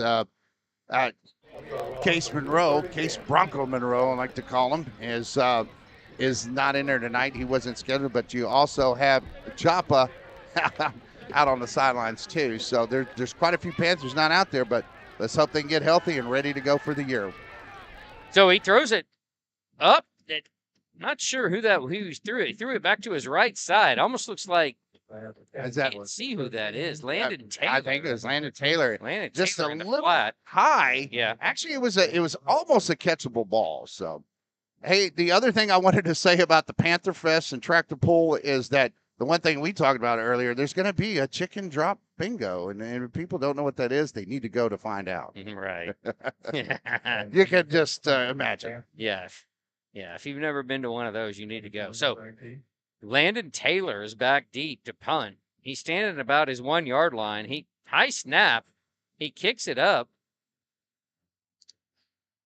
And it rolls. It takes a Panther bounce. The Gobblers field it about their own 40, 42 yard line. Yeah, Tyson Williams takes it up all the way to the 35 yard line of the Panthers. So, well, Gobblers again in great field position. Last time this happened, the Panthers held them on a 4th down and a play. And right now the Gobblers come out. Man, they come out quick, ready to go. That's something you don't see all the time. Usually teams take their time, but they're ready to go. Here are the Gobblers. And taking it right up the gut. I believe that was Williams, Tyson Williams on that play. So, and he gets good yardage and down to close to the 30 yard line. About 5 yards, that's 35. Yeah, so it's 5 yards on the play. Good field position again for the Gobblers, man. I mean, we have not had good field position all night, have we? So Navarro, he hands it off. It's down. And that's Tyler Jones off to the left side, and he scrambles. You got a Panther down off on the sideline of the Gobblers. Panther. He's rolling around. That's McBain. I think it looks more like a cramp than anything. He does. So, and he gets up. He's limping off, but it looks like he's gonna be okay. So, but again, a lot of room to the left side. Yeah, and the backs you gotta give credit to the backs, but also that offensive line.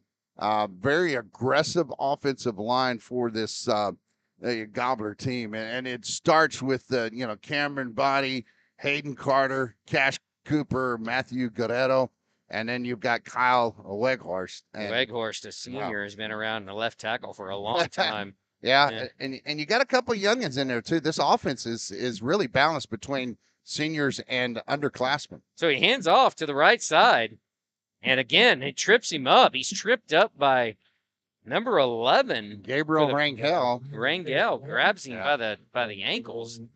Yeah, and so Rangel was able to get the shoestring tackle and bring him down. But still, there is a flag on the field.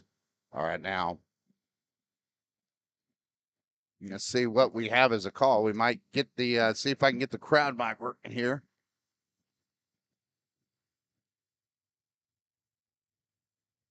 Here's the official. Dead ball foul.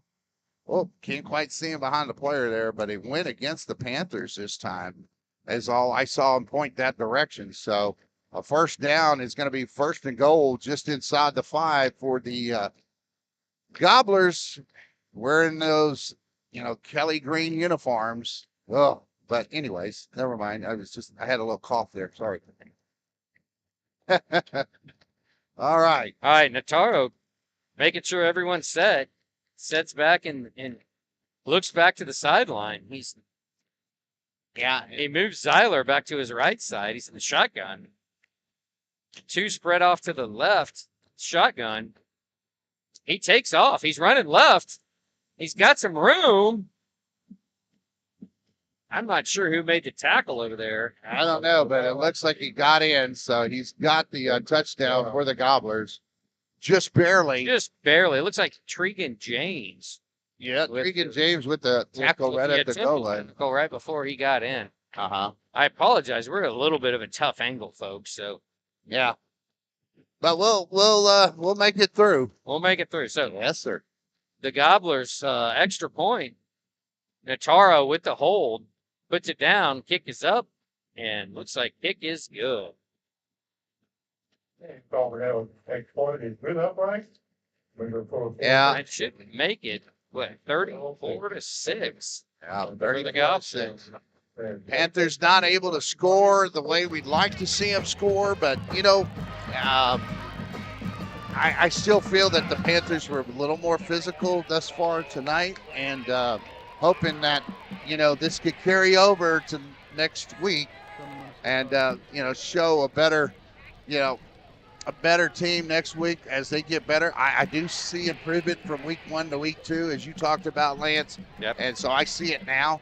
Now let's see if we can get to and let's see if we can get to the next level and against the Smithville Tigers. So 3:26 left in the third quarter. Navarro's going to be, our Panthers are going to be receiving the kick. right. All right. So yep. I'm excited for the Panthers. You know, there's times where you see the Panthers not do so well early on, but they have always come back and made it very, very interesting. You know, even going 4 deep into the playoffs. You know, I want to make a point here too. There was a Cuero team back in 2015 that went 0-5 for their first games of that season. They came back and they took and went all the way to the semifinals because Right. the Panthers had to play them in the, I used to call it the Monsoon Bowl at Gustafson Stadium back in 2015. And it was it wasn't a muddy mess, but that field was basically about 3 inches of water with the wind blowing about 40 degrees. Unreal. It was, and I was out there in it. Right. I was actually in the stands with Right. it. So, Right. So Cuero kicks off. It was almost a sky ball. right. And went up, and it looks like the Panthers going to take over about their 35-yard line with the short return. But my point is, it doesn't matter how you start it. It's always about how you finish. It is, yeah. You know, at the end of the day, and we'll talk about this a little bit later. Bryce Naw under center. He hands off to the right side. Looks like Landon Taylor Yeah. around the 9 hole. Looks like he get some sizable yards there. Yeah, and Landon Taylor did a good job of covering the ball. I don't think the Cuero defenders really knew if he had the ball or not. He carried out the fake so well. So that's going to bring up second down and in short. Yeah. Probably about 4. It looks like he got about 6 yards on that. So Null under center. Again, he hands off, same play. It looks like yeah, he had to get about another 3 yards or so, I believe, to get that first down. Landon Taylor again with the carry. Yeah, Patek right there, on that tackle. Patek just scraping down and sniffing that out and making that tackle. So third down for the Panthers and short. Null under center. He hands off this time, goes over right guard. There's not much there. Caden Guerrero, number 9, with the carry.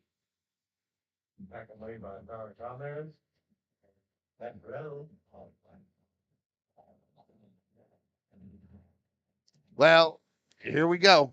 Panthers are in a position to where fourth down, looks like 2. 34-6. They gotta, it's like you want to see it. It's coming. I'm like, keep faith. You get the lineman, as long as the lineman can fire out and get some contact and push that line, So Panthers Null can hands move. it off. Wow, comes shooting through there. Remember, you don't have your starting tailback in there, and you don't have your starting fullback either tonight right now. So it is a first down. The Panthers do pick it up. Yeah, they moved the chains. That's all you need, and that was a big play, big fourth down play. So winding down here in the third quarter, Panthers down 34-6 with inside 2 minutes in the third quarter. Panthers driving the ball a little bit here. Picked up a first down just short of the 50-yard line. It looks like they're at their own 46. Hand off to the right side.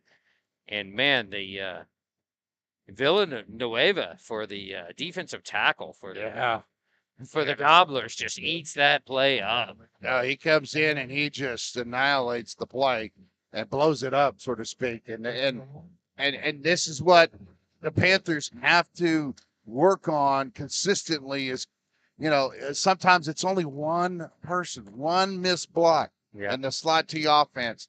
If you get that block, it goes for a big yardage. So Null under center again. He hands off over to the right guard. He picks up a nice gain. Yeah, Guerra does it again, and I like it. He takes that little side step, and side hop, gets around the defender on the initial. As soon as he gets the ball, you take that, and there we go. That's the end of the third quarter. End of the third quarter. So we're going to go to the fourth quarter with the Panthers down 34-6. And here in Cuero, Texas. Well, let's take a quick break. You're watching Navarro Panther football on the Navarro Panther Network, powered by the Panther Posse.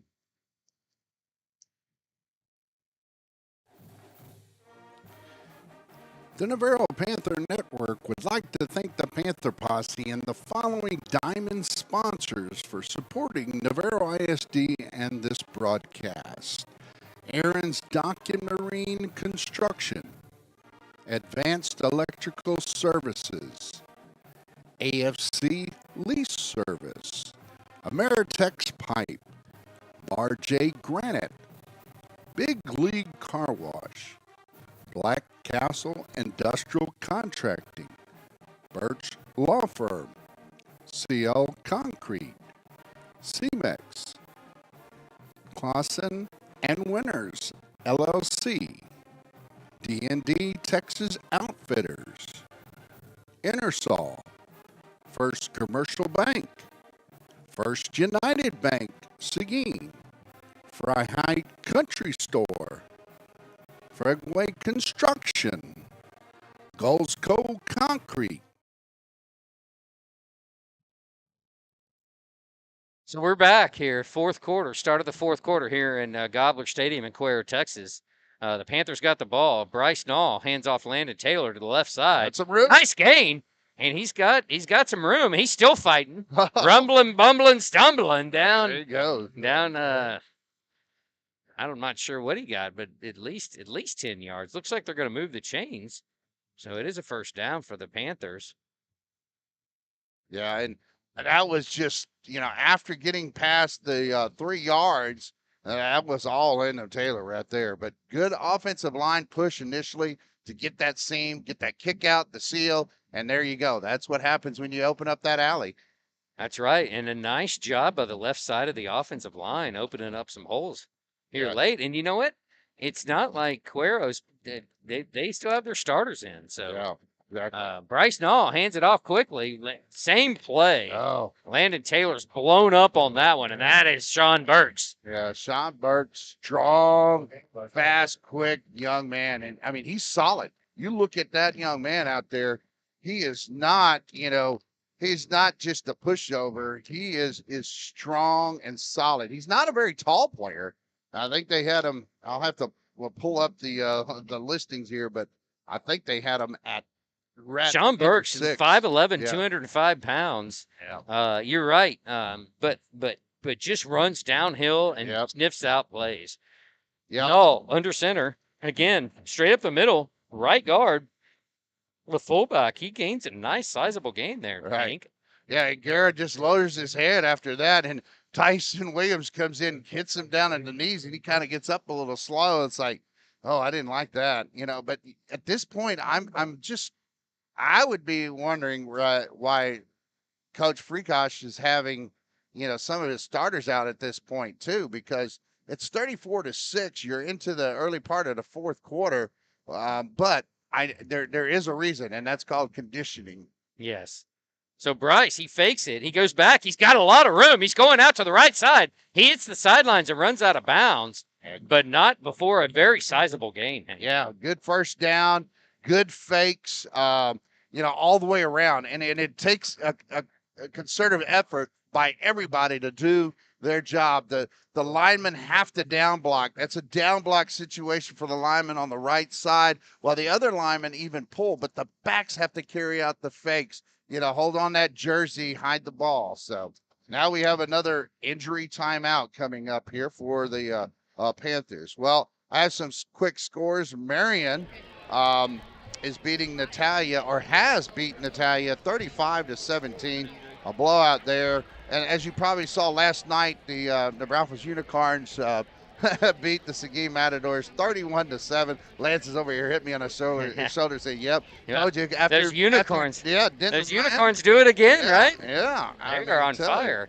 And then Giddings, and I'm wondering if Giddings and Gerald, this is it's showing in the third quarter 14 all. So I don't know if that scoreboard is stuck or what. But Lago Vista. Again, they're beating Little River Academy Bumblebees 30-9 in the third quarter. San Antonio Piper Warriors and Wimberley Texans. Wimberley is about to take this thing home at 28-0 in the fourth quarter. And then you've got Maynard New Tech over Austin LASA Raptors 40-10, and that shows in the second quarter. But I would bet they're farther along than that. Well, let's go back to Giddings playing a tight ball game with Gerald, both future opponents for us, Hank. Yeah. And, so we're going to see both those teams. We're going to see Gerald. Well, actually, both those teams are home games. So, all right. So Bryce Knowles back under center. He hands off again to the fullback, Guerrero, over the right side. Looks like he gained a minimal gain, but maybe picked up 2 or 3. We'll see. And he's behind some new linemen as well, as we saw coming in, number 61. And guess what? On my roster, I don't have a 61 on my Panther roster. So Right, yes. But I'm not sure who 61 is either. Yeah, I see him on the sideline, but I couldn't tell you who he is. So now Panthers, here they go. Bryce under center again, hands off. Coming around the corner, it's Cropper. Oh, he's going to score. Cropper gets straight up the middle. Man, quick. And that time, if you watch Cropper, he used a lot of patience to make sure that block got kicked out. And I hate to say it like this, but it's true. You watch the butt of that offensive lineman, and you got to cut inside the butt of the offensive lineman that's pulling from the opposite side. And this time you see the Panthers, with Cropper being very patient, letting his blocks develop. And a nice job all the way around by the snap down, hold, and kick is up and good. It's good. So Panthers, the Panthers. Go ahead.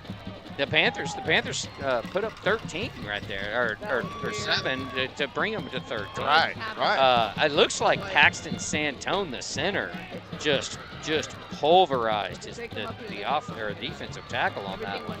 It opened up a big, nice hole. And for once, it looks like Sean Burks and Patek got blown off the ball. So and you're looking at a top 10 4A Division II team with Cuero, as they took on the Riceburgs last week. And to think about the Panthers, I think the Panthers right now, if we get to hear Scott Kibbe at the end of the broadcast on our postgame show, I think you'll hear that the Panthers, put more yardage on Cuero's defense than the Riceburgs did. I think so. I think you're right. And it comes back to those 2 turnovers that really hurt us, that we fumbled the ball inside. I think both were inside our own 35-yard line in the first half that are just killers on us. But hey. Yeah, but hey. But hey, we move on and let's fight. We got plenty of time. We can go score again. Yeah. Landry Blackburn with an onside. Huge. Oh, and I think we got it. Yeah. I think we got it. Oh, that was an excellent. Jacob Arias is there to get the ball as they timed it perfect. That was actually one of the best onside kicks by a Navarro Panther kicker that I've seen. And I mean, just perfect, where the ball took the 2 or 3 bounces, and then that last bounce went way up in the air. Jumped up in Yeah. the air, right? Yeah, I'd have to say, we practiced that, right? So were you? Not really. Not really, but Now, back in the day, I couldn't kick the ball to save my life. All right, Bryce under center. We got the ball back, and that is, I think that's Cropper again. Yeah, Cropper on the right side. Yeah, he's taking the place for Colton Chambers. Yeah, Xavier Cropper takes the ball off to the right side, and again, he's showing his patience, and then cuts it up when you need to, because you'll see the coaches going, cut it up. Right. You know, they're told all the time for the tailbacks, and so he's patient enough. And there's sometimes where you're going, wow, if that corner sick goes inside, you want him to take the outside. Bryce back again, and Rangel off the left side. Yeah, Rangel takes it off to the left side, follows his blocks again, and it gets a couple of yards on that play. Now the Panthers have to, this is all 4 downs. There's no doubt. Being down 34-13, you just got to take every down you can. 34-13, right? And yay! But you know what? Let's we're building momentum for next week, right? That's right. And so let's go down and score, Panthers. Let's go. Inside our own Gobbler. Now 45. Oh, he's going to throw it. He's back. He's got a little pressure, but he's got time. 3rd and about 7. Well, it's like a little. I'm sorry. Go ahead. No, it dropped a little short. It looked like he had a couple kids dragging across the screen, right? Or I'm sorry, dragging across the field. It looked like a little bit of movement. I thought there was enough movement on, we couldn't quite see it. On the Gobbler side, it looked like they jumped it. They caught him off sides, but no call on that play. But we don't have a good angle to tell if that was actually offsides or not. But the Panthers are coming in here with, I believe this is bringing up the 4th down. I think this is 4th down. Yeah. Bryce under center. He's got motion. He brings it back, and they handed it straight up the middle, and the Gobblers were ready for that. Yeah, they literally gobbled that one up. He sure did. Rangel was trying to find it on that inside trap. It's a quick trap play, trying to get the tailback, I believe, or the halfback in that play. Rat inside on a tackle trap, and it didn't come to fruition for the Panthers. But hey, I like the way the Panthers are coming out being aggressive, though. Looks like do we have a change of quarterback, or is it still Navarro? No, it's still Navarro. He flips it. It's down to number 12, Dalen Gibbs, Dalen Gibbs, a junior, is about 140 pounds, but man, he is quick as a small cat. Oh God, he is. He's somebody you have to contain. I can't let him get to the outside, but there is a flag on the play. There is. They're backing the Gobblers up. Looks like I think it was a hold call. Let's see what we see if it was already called. Yeah, it looks like holding that goes against. Yeah, holding. The PA announcer helped us out on that one. All right, so the Panthers back them up. Let's see what happens. Let's see what happens. I think we're still at 1st down. Gobblers 1st and 20 from inside their own 35-yard line, or right at the 35, it looks like. He hands it off. Zyler Jones still in the game. Right. He runs it off the right side. Looks about 6 yards on the carry, maybe 7. Wow, I tell you, the monitor that we're working with on this one is super clear. I can see almost sometimes you look and you can see the player's eyes through the camera. Man. Through the screen. Good job, cameraman. We appreciate it. Navarro back in the shotgun, hands it again. Zyler Jones runs it up the middle, and he is bottled up for about it looks like around a 2-yard gain. So the Panthers do a great job. Yeah, that Panther pride, and when you say pride, it's just like a flock of Gobblers. So the Panther pride went to attack that side.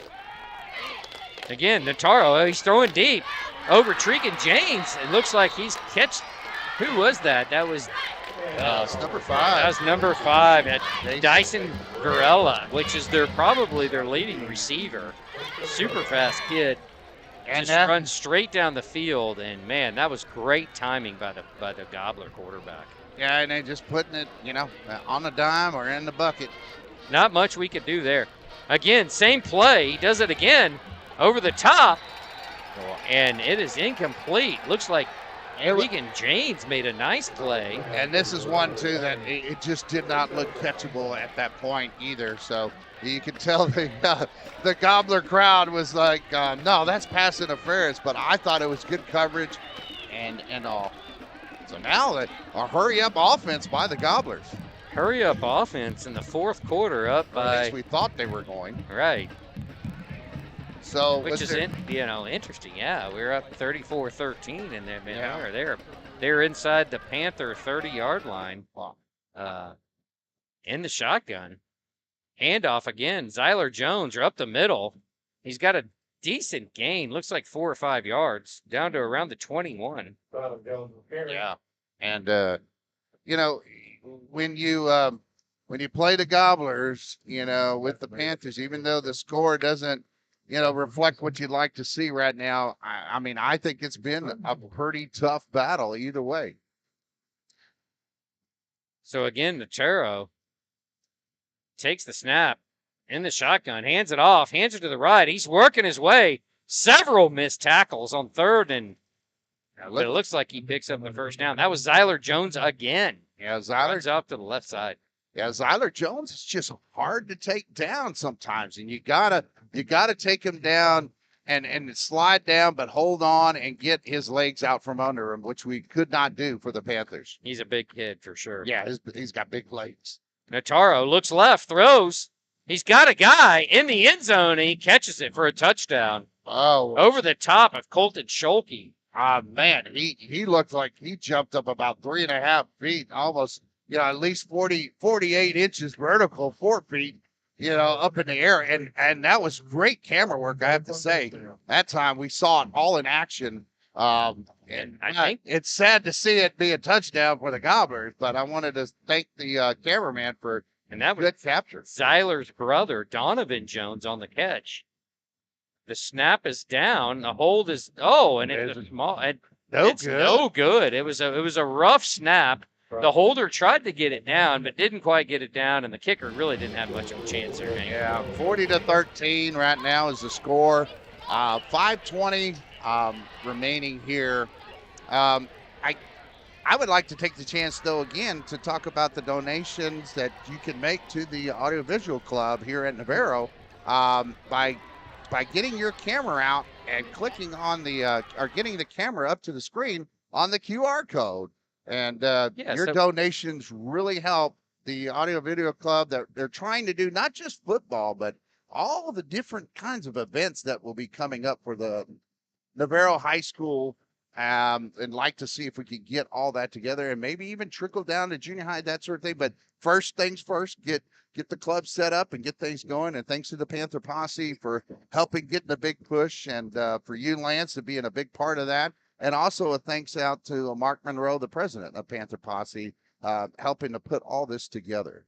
Yeah, and the vision of this is to go, to theater, to band, to all the different aspects of the school, just not athletics. Right. But at this point, we're in our second broadcast. Right, right. But hey, and we're getting things off the ground. But hey, contribute. If you didn't get a chance to drive down to Cuero tonight, you didn't have to spend money on gas. So right. Throw us $2 and to the students and help them out to contribute to the future.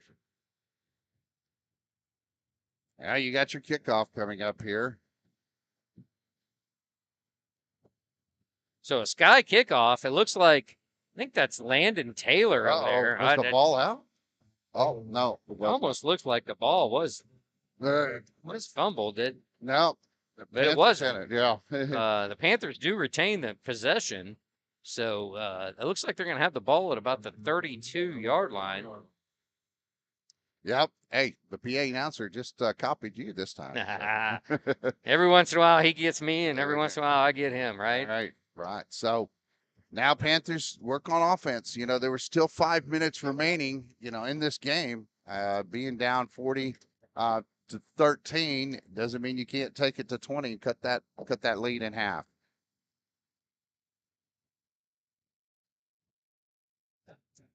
So Panthers retain the ball in their own 34. Looks like so we got a timeout for the Panthers. Well, while the Panthers take a timeout, I guess we're going to take a quick timeout as well. You're watching Navarro Panther football on the Navarro Panther Network, powered by the Panther Posse.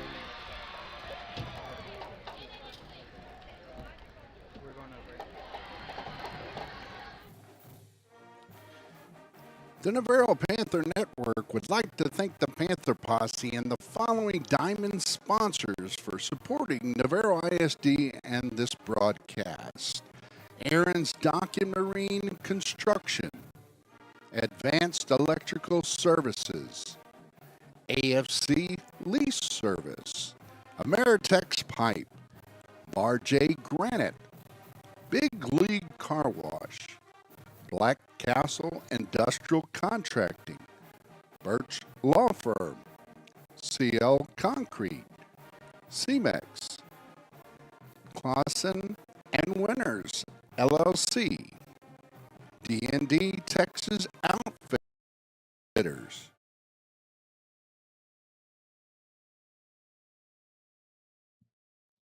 All right, we're back. Panthers ball, first down on the 34-yard line. Null back. He's gonna keep it. He's gonna swing around the right side, but man, he is swarmed by a flock of gobblers on that one. Yeah, and that one that started off again was Patek on that side, and then cleaned up by the rest of the bunch. But those defensive linemen are staying lateral too. They're not getting a whole lot of penetration, but against a slot T, you don't need a lot of penetration. And as long as you stand your ground and you stay lateral, you're gonna find the running back and stop them. A lot of penetration there on the Panthers right side. Handoff this time goes to Garcia. Yeah, we haven't talked about Garcia. Caleb Garcia off the right side. Minimal gain, if anything. It's going to be about 3rd and 14 for the Panthers. Yeah, Caleb Garcia is a senior for the Panthers. Okay.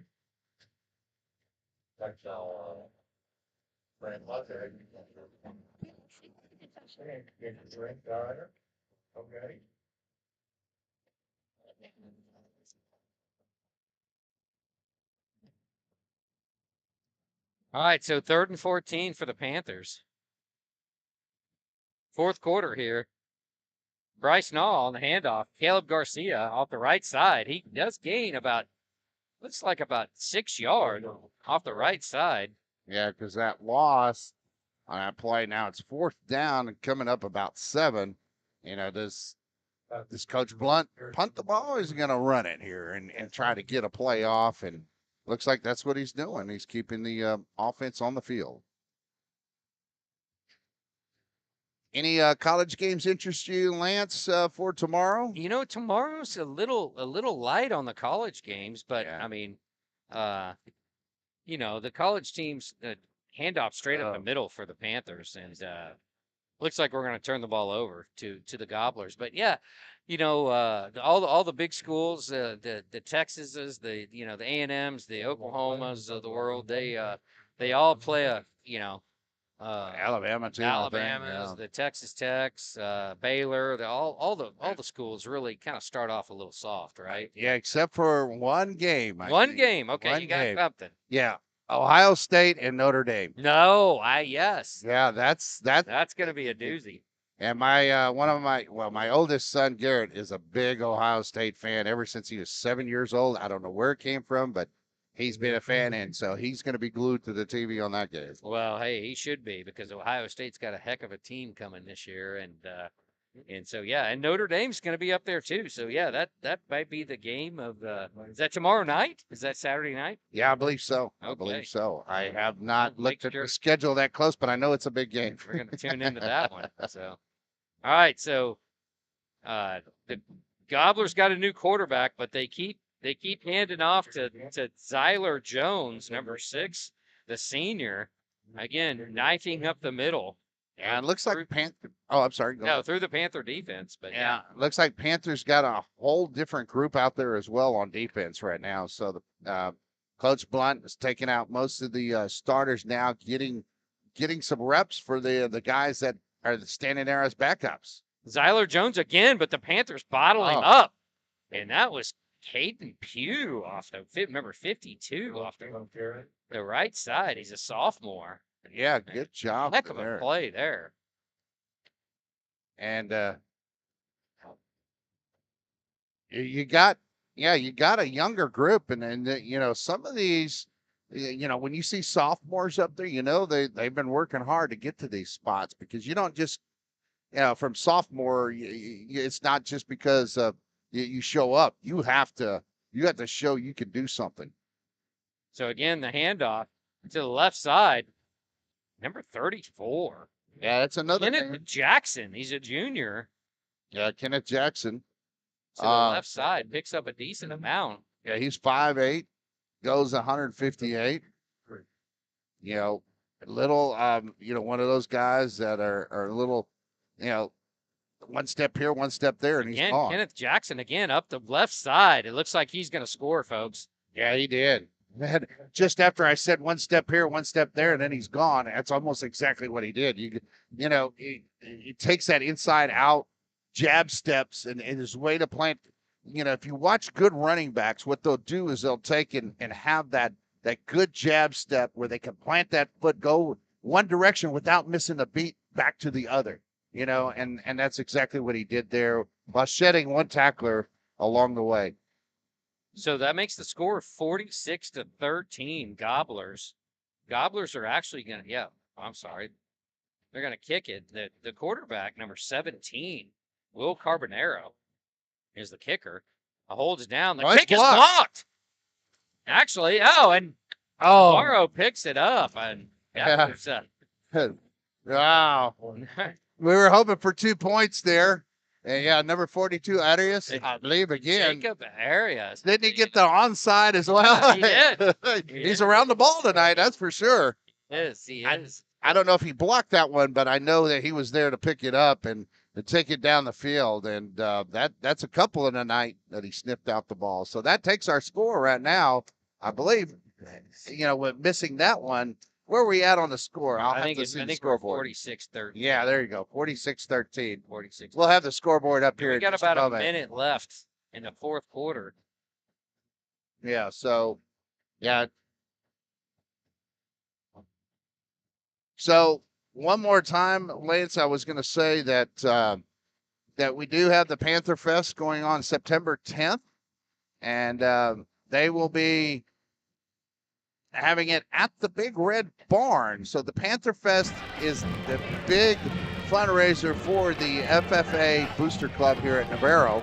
And so they're going to have tractor pulls. They got tractor pulls. They got a DJ. We got dancing. We got a gun raffle. We got chicken drop bingo. If you don't know what that is, and this is, I think you get a brisket and a sausage plate and sides and a dance for $20. Bargain all of of the it. century, Yeah, right? yeah, you get everything right there. So make sure you check that out. Also, we'll put up during our post game show. We'll show the QR code for the audiovisual club. We'll put that up here too later. Oh, the kick is off, and it looks like Caleb Garcia. He fumbled it around, but he picked it up, made a decent return there. He followed the ball, picked it up as he is. He ends up with 15 more yards, you know, close to the 30. See where they end up spotting it, probably about the 28, I believe. And so the Panthers take over at about their own, about the 28-yard line is where they're going to spot it. Hey, I got it right. Yeah. And now, let's see who you still have Bryce Null out there. I'm a little surprised, to see that. But hey, more reps you can get in, the better off you'll be in the future. Still got Paxton Santone at center. He hands it up the middle. Yeah, and he's going to get a couple yards off that. Garrett, he looks he gets that 2 or 3 yards after he gets that lean going, and it's that quick hitter. So, man, I was looking at number 21. It looks like he's got a little height to him. He does. He's a defensive end and a tight end. He goes 6'4" for the Gobblers. 26 seconds left in the game. They hand it to the right side, and that's Xavier Cropper with a nice gain, and that could do it. That's second down. He picks up about 6 yards. Yeah, and it's going to make it 3rd and 3, 2.5. I was talking about Christian Holmes there for the Gobblers. Man, he stands out above the crowd, 6'4". That is it. Yeah, that's it, folks. That's the ball game. 46-13 is our final here at Gobbler Stadium. So we're going to go take a break, and we're going to bring you the stats with Scott Kibbe and take and go over a few things. But we'll try to get out of here and give a quick preview about Smithview. But right now, we'll take the break. You're watching Navarro Panther football on the Navarro Panther Network, powered by the Panther Posse.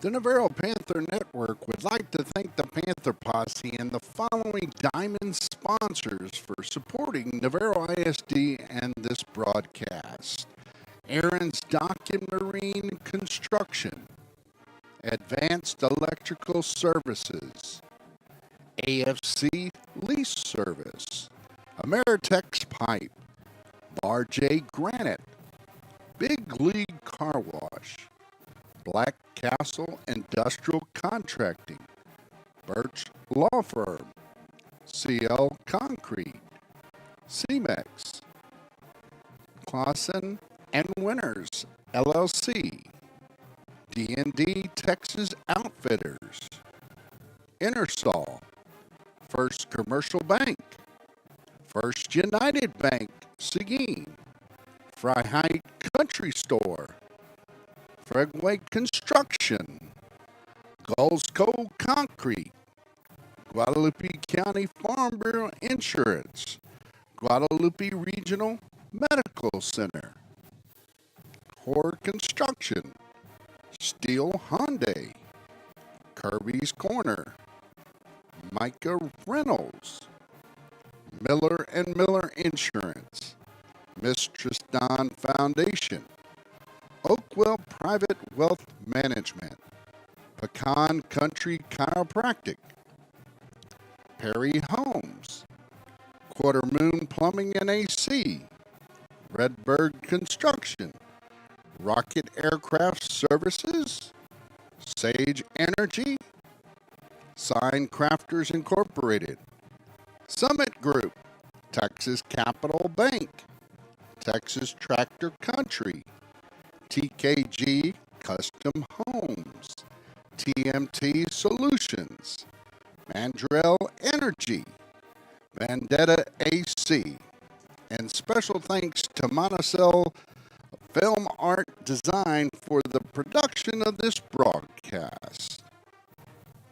Go Panthers!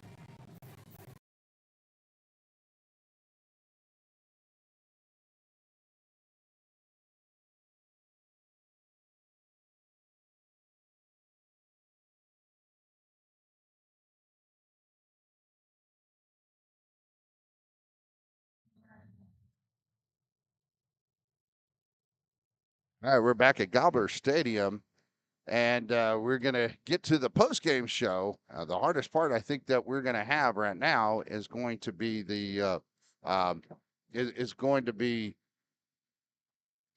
figuring out who the player of the game will be tonight. So, Lance, are you with us there? I'm here. All right. So, going over a few of the scores that I see, we're still looking at Gerald and Giddings go to a final with Giddings winning 21-14 over Gerald, and Lago Vista in the fourth quarter with the Little River Academy Bumblebees 37-15. So they're winning that one going away. Wimberley wins it over San Antonio Piper Warriors 35-0.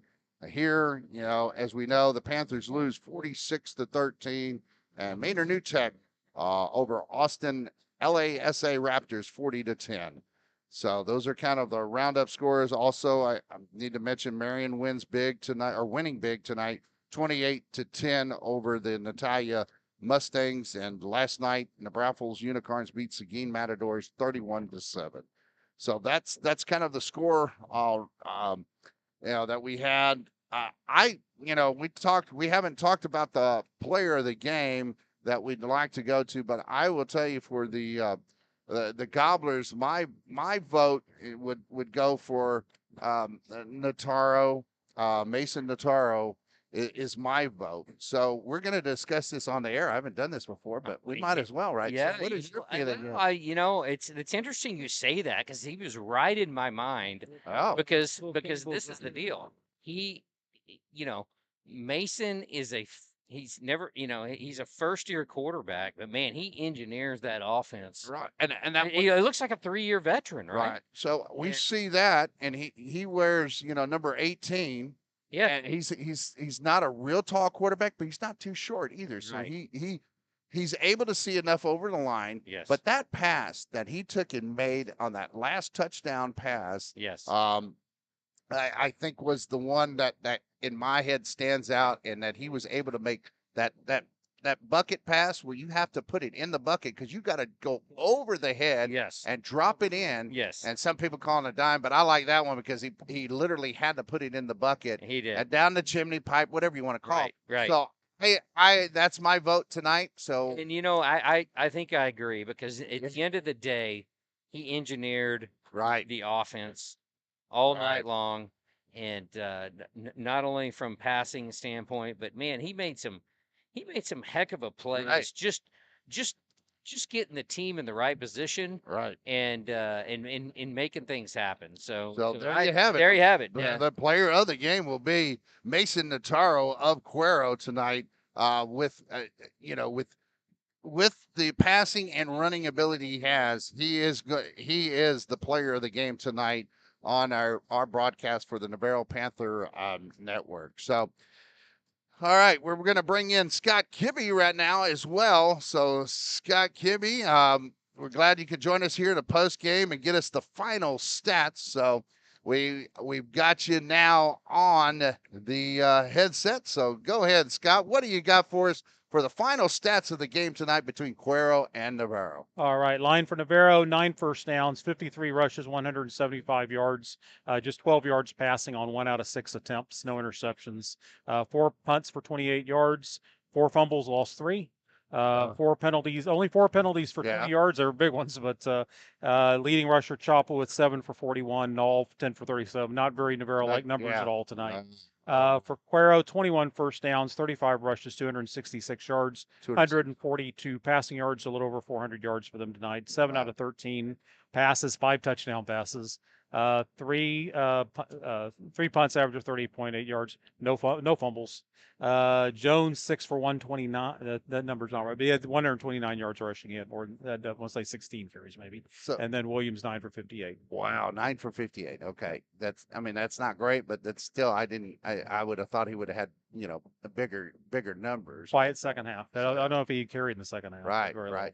We picked before you got here. We picked Mason Nataro as the player of the game tonight. And would you agree with that, having 5 touchdown passes? But 5 touchdown passes will get maybe for most of the game. Yeah, very impressive tonight, and making the plays. I mean, they've just got playmakers. Cuero, and you got to hand it to them. So much they can do. And he's his second start too tonight. And he does a great job distributing the ball, right? Yeah. I mean, he's like you said, he's got the playmakers, but man, you got to have someone to get it to him too. Right, and lineman has to block. All those things have to happen. And I thought, overall though, Mason Nataro was able to make the passes that he needed to make, but also ran the ball when he needed to run the ball, and did a really good job tonight of orchestrating, like Lance said earlier, orchestrating drives, being the the team leader, and being able to manage the game. And I thought he did a really good job. Panthers put pretty good pressure on him, but they made those plays anyways. Very impressive. And the last thing I wanted to ask you about here was last week to this week. What did you see the improvement of the Panthers? Yeah, I think in the offensive line, definitely. I think that's the main area.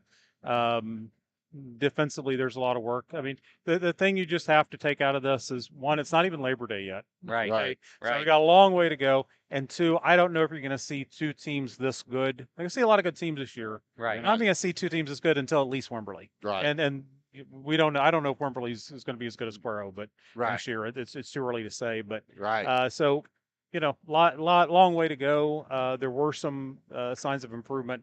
Just a lot of crutches on that sideline, though. So many injuries, and that's what really losing two more running backs tonight. That's Right. got to concern you. Right.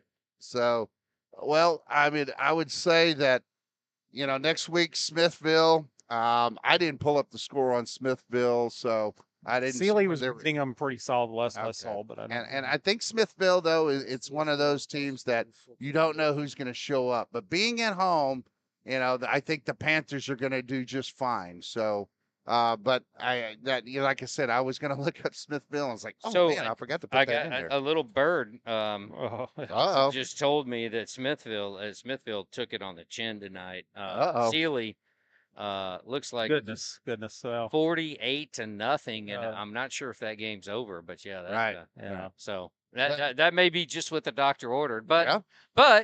but at the end of the day, you just Smithville could they've got athletes, right? Right. And Right. and they come to fight. So, Right. but we're gonna go home. Right. Even though we have, it looks like we had the walking wounded on the sideline because we had the camera so close you could see the players that were out.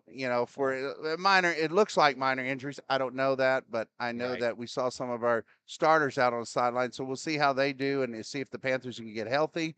But I talked about this earlier, and I think we talked about it earlier in the week. Was that we saw an 0-5 a Gobbler team go to the semifinals to almost beat West Orange Start, Yes. in a semifinals game in 2015. Yes. So we've yes. seen Wimberley get off to bad starts and still be a handful in the playoffs, go Yeah. deep.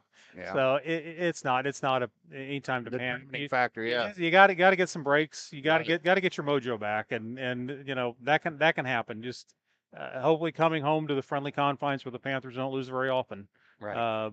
things can turn around. Right. So with the Panthers now being 0-2 for the first time in a very long time, having two losses back to back since 2007. Correct.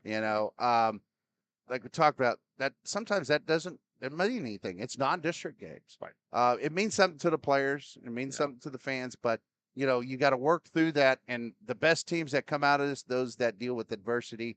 Let's see how this team deals with that adversity. And like we talked about over and over again here, is that it's how you finish. It's not necessarily how you start. That's right. So, all right, guys, I think that just about does it. Do y'all have anything else you'd like to add? I don't think so. I think we're gonna see a different Panther team back at home, and we welcome that friendly confines of Irwin Lee Field next week. Yeah, and the last thing I want to make sure is that we put up the QR code. If anybody's still out there watching or listening, Right. make sure that you go out and donate to the Audiovisual Club, so we can help these young students here at Navarro, so they'll be able to put this together and keep this going for all Navarro events and down the future where we can get the stream. So make sure you use your camera, get the code, and then get to the site and donate through PayPal. And we'd be very happy to, very happy to see you donate, no matter if it's $1, $2, whatever the case may be. So, and then Scott Kibbe, we can see your article Sunday about this game, and then next week, hopefully Wednesday, preview of the Smithville Tigers game. And you'll give us a good preview on that with the Seguin Gazette, right? You bet. All right. So, Scott, thank you for joining. I'm really glad you could be out here today. And Lance, I guess we'll close this thing out and say, hey, thanks to all the sponsors, Diamond sponsors, and for the Panther Posse. Thanks to Monticello and Javier for being out here putting all this together with us. And then thanks to the students and Clay Scarborough. Absolutely. Absolutely. Thanks to them. Thanks to you, Lance. And Lance Blackburn, hey, you know, this is the second one. It only gets better from here, right? Only gets better, Yeah. Hank. We'll see Like y'all. us, better with age, right? That's right. Like a good wine. So, all right. Well, we'll close this thing out. And again, thanks to everybody. The final score I had here is 46-13. The Gobblers, really ran over the Panthers a little bit tonight. But hey, the Panthers will be back next week, and we'll be back with them. So That's right. You're watching the Navarro Panthers football on the Panther Network, powered by the Panther Posse.